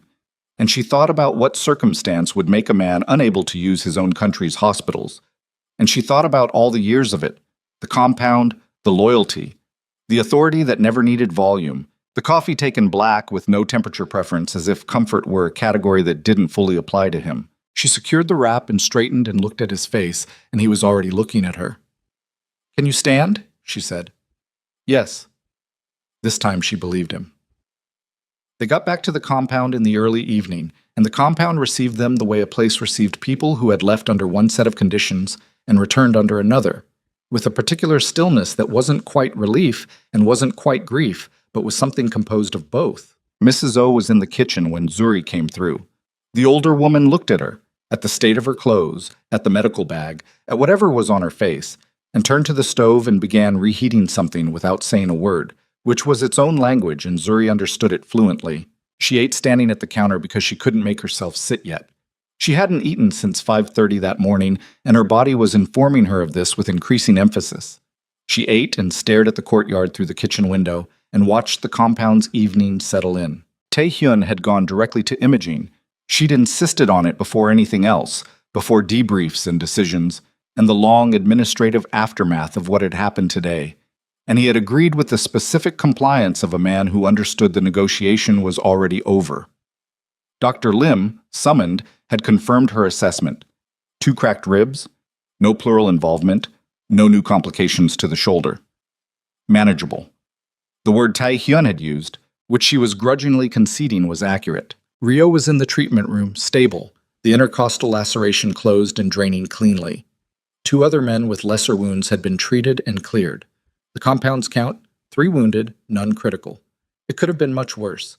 She had held that thought at arm's length all afternoon, and she held it now in the kitchen with her reheated food and let herself feel, carefully and in controlled measure, the weight of the day. Park Jae-won had 2 sons. She thought about that again. She thought about the long chain of consequence that ran from a gunshot in a hospital corridor to an afternoon in an Incheon warehouse, and all the people caught in the links of it who hadn't chosen to be there. She washed her own dish when she was done, which felt important for reasons she didn't examine. Over the following week, the compound changed in ways that were subtle and structural simultaneously. Jiho's team worked through the network, Seok-jin's contacts, his external contractors, the financial architecture he had built over 3 decades of managing the organization's shadow infrastructure. Park Chul-soo was in custody and talking, which Jiho described with no particular satisfaction, which she appreciated. 3 other members of the organization's broader network were identified as Seok-jin's assets and quietly removed from operational roles. It was careful, surgical work, the kind of work that Tae-hyun oversaw with the completeness of authority that she'd spent weeks watching, except now she understood it differently. Not just the authority of a man accustomed to having it, but the authority of a man who had been isolated from the accountability that normally checked it, and who was now, for perhaps the first time in 20 years, choosing to apply it differently. She watched him choose, in the days that followed, not to do the easy thing.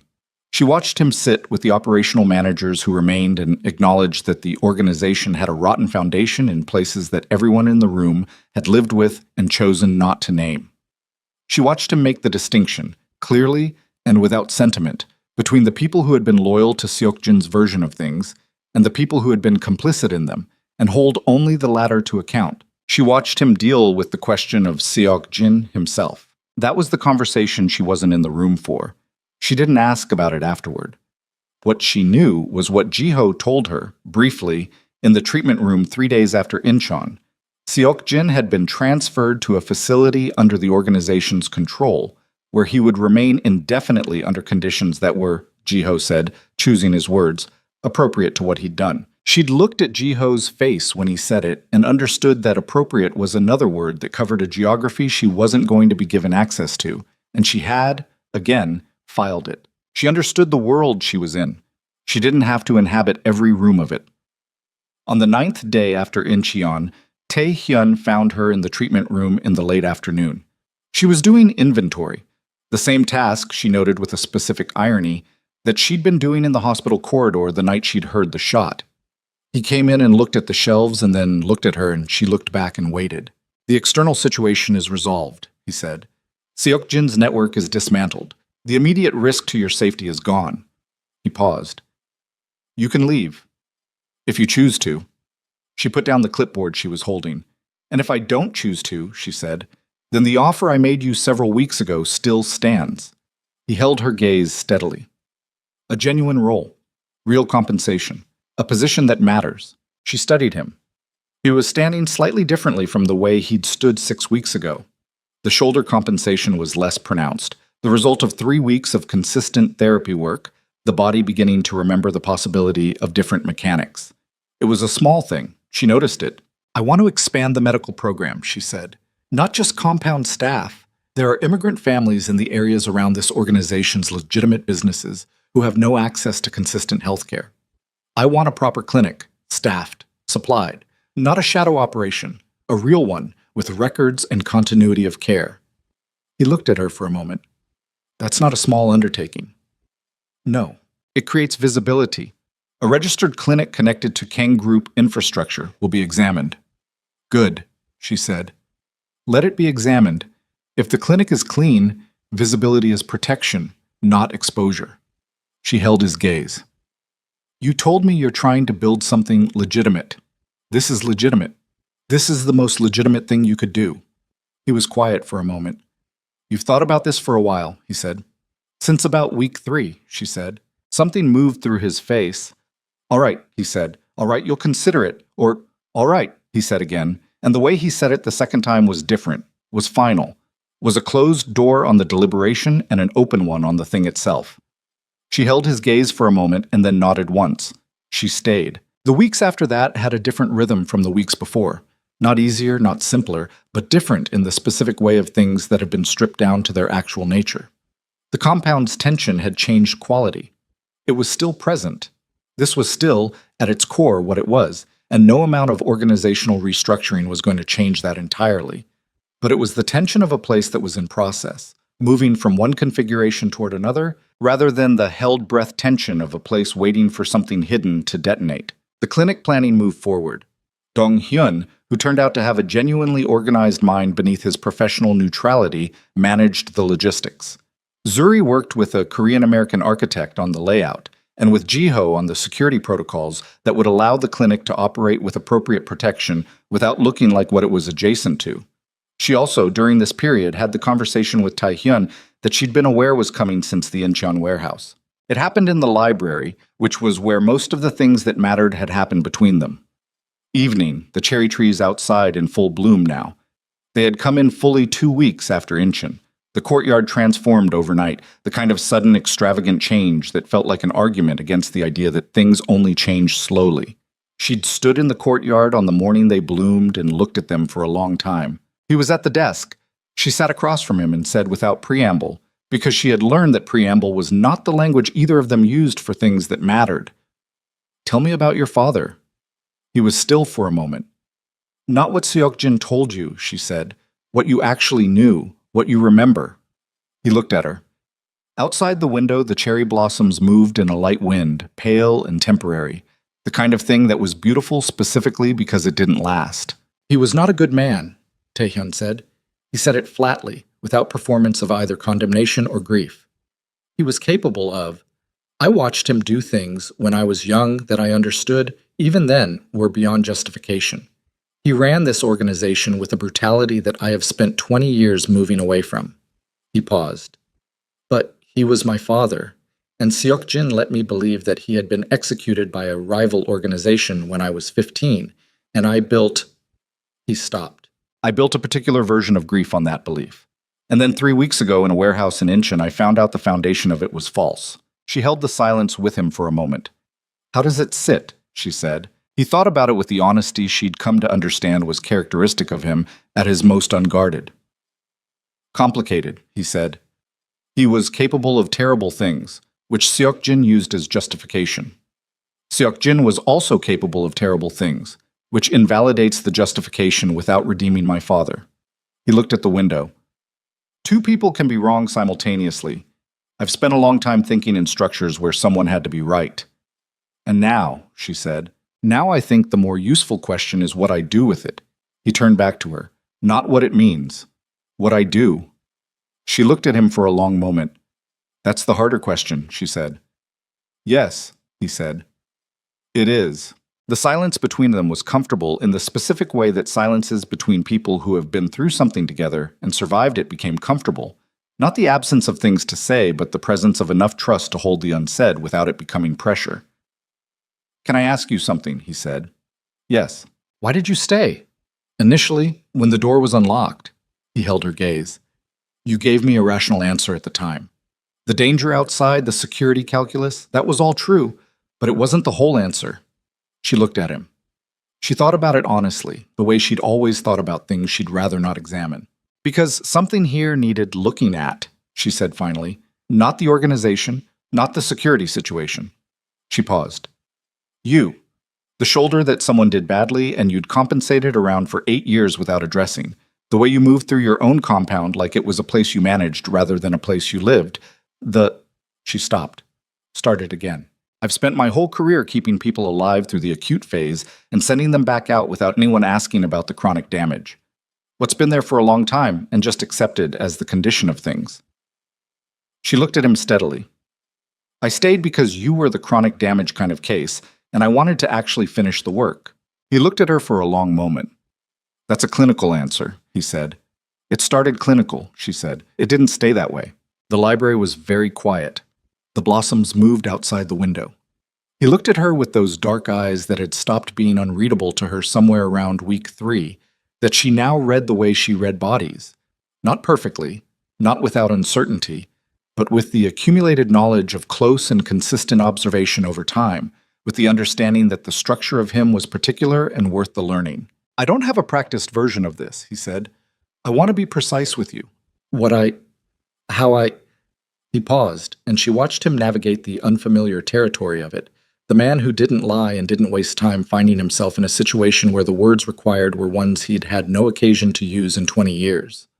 You changed the internal temperature of this compound by being in it, he said finally. You changed mine. I'm aware of where you are in a room without looking for you. I think about what you would say before I make decisions. Not because I require external validation, but because your thinking is, it is useful, but that is not actually what I mean. He looked at her. You matter to me, in a way that is not administrative, in a way that I don't have a practiced word for because I have not had cause to use one in a very long time. She held his gaze. She felt the weight of it land and settle, and she let it, didn't manage it away, didn't hold it at arm's length the way she held so many things. I know, she said quietly. I know you do. He looked at her and waited. I'm not going to pretend I haven't known what this was for a while, she said. I'm also not going to pretend that knowing what something is and knowing what to do with it are the same thing. She paused. You're not a simple situation. No, he said. I'm not. And I'm not someone who does things partially or casually. If I'm in something, I'm in it. I know that about you, he said. I have known that since the first morning in the kitchen. She looked at him. The cherry blossoms outside. The lamp on his desk throwing warm light across the books, and the surface she'd watched him put his hands on 100 times when he was thinking. The specific quality of the silence between them, which was not waiting for anything, was already something. Then we should probably figure out what we're doing, she said. Yes, he said. I think we should. The clinic opened on a Tuesday in late spring, 6 weeks after the night in Incheon. It occupied the ground floor of a building 3 blocks from the compound, in a neighborhood where the organization had legitimate property holdings. A quiet street, the kind of street that had a dry cleaner and a pharmacy, and a small restaurant that was open from 11 to 9 and played older music through its window. The clinic's sign was simple, a name, a caduceus, an address, nothing that announced what funded it or who stood behind it. Zuri had insisted on that. It helps people because it's good medicine, she'd said to Tae-hyun the week before opening, standing in the half-finished space with paint still drying on the walls. The moment it becomes an advertisement for anything else, it stops being what it needs to be. He'd looked at the space, the exam table, the supply shelves she'd organized herself, the waiting area with the chairs that were not institutional but weren't pretentious either, the kind of chairs that said, "You are welcome to be here without making a performance of it." You did this, he said, not attributing anything else to it, just that. We did this, she said. He looked at her, in the new paint smell of the clinic, in the thin spring light coming through windows that hadn't had anyone's hands on them yet. He looked at her the way she'd learned he looked at things he was deciding to keep. The first morning the clinic was open, 7 people came. 3 of them were women from a community of Vietnamese migrant workers whose settlement had no regular access to health care, referred through a network that Dong-hyun had quietly built over the preceding weeks. One was an elderly man who had been managing a wound infection for 3 weeks because he had no documentation and no money and nowhere else to go. 2 were children. Zuri worked until 7 in the evening. Her Korean nurse, hired with actual credentials and vetted properly, worked beside her with the efficiency of someone who had been waiting for work that was worth doing. When she came out of the clinic at 7:15, Tae-hyun was there. Not inside. Outside, leaning against the car, which he'd driven himself. No driver, which he'd started doing on occasion, the small chosen normalcies of a man rebuilding his own life from its architecture outward. She looked at him in the evening light. He looked at her. How was it? He said. 14 patients, she said. The wound infection is going to need a second visit tomorrow. The children both need follow-up vaccinations. Mrs. Park, one of the Vietnamese women, has hypertension she didn't know about. She paused. It was good. It was real work. He nodded. She came to stand beside him, not quite touching, the specific careful distance of two people who are renegotiating their geography on a daily basis, and doing so with the patience the task required. Rio sends his regards, Taehyun said. How is his side? Healing. He says, and I quote, training really does get real sometimes. She almost laughed. She felt it come up and let it out, and it was real, not managed, not constructed, and she felt him register it beside her with the particular attention he gave things he wanted to file away. She looked at the clinic door, the sign, the lit window behind which her nurse was completing end-of-day paperwork. The Vietnamese families, she said. I want to connect them to an immigration support organization. There's a legal aid group in Mapo-gu that does pro bono work for undocumented workers. Can Jiho look into whether we can... I'll ask him tomorrow, Taehyun said. She looked at him. Just like that.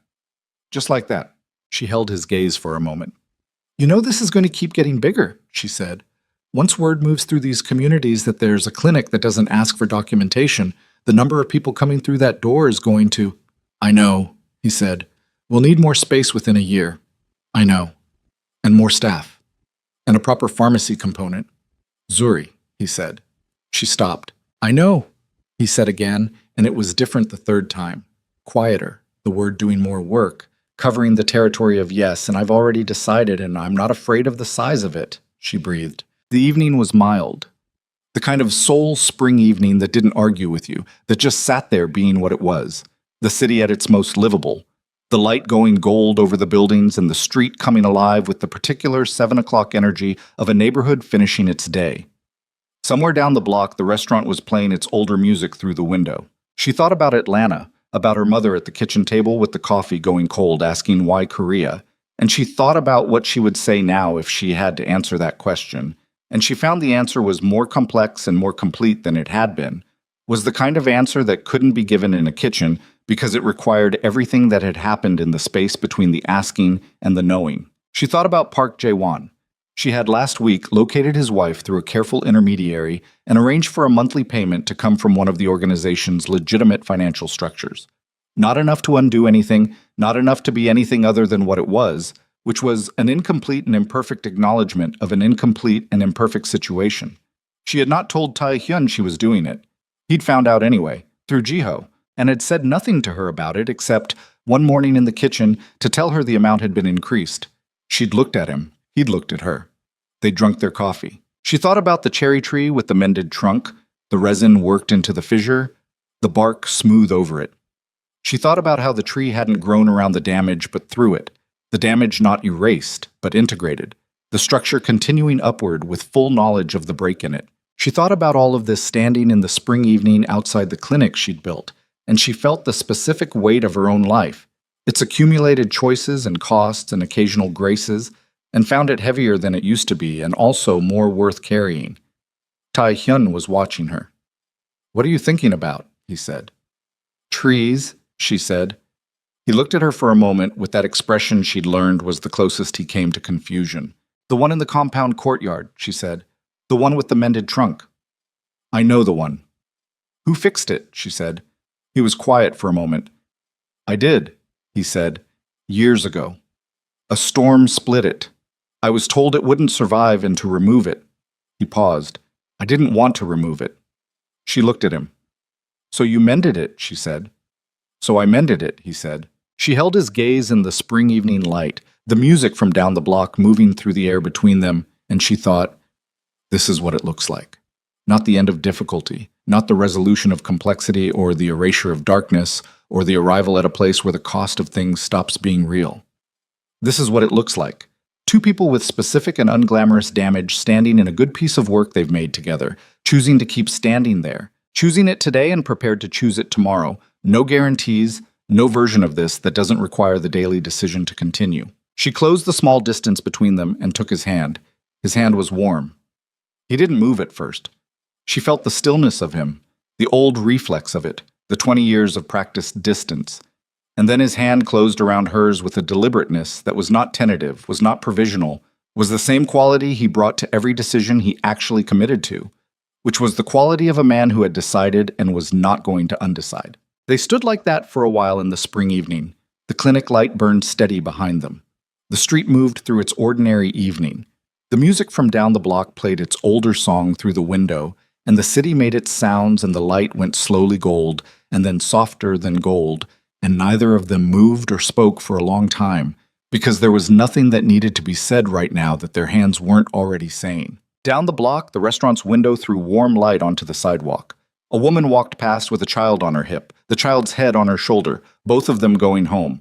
The spring air moved through the street, and it was neither warm nor cold, but something in between, the exact temperature of a season in transition. And the cherry blossoms in the courtyard 3 blocks away were still on the trees, still holding on, white and brief and stubborn in the dark.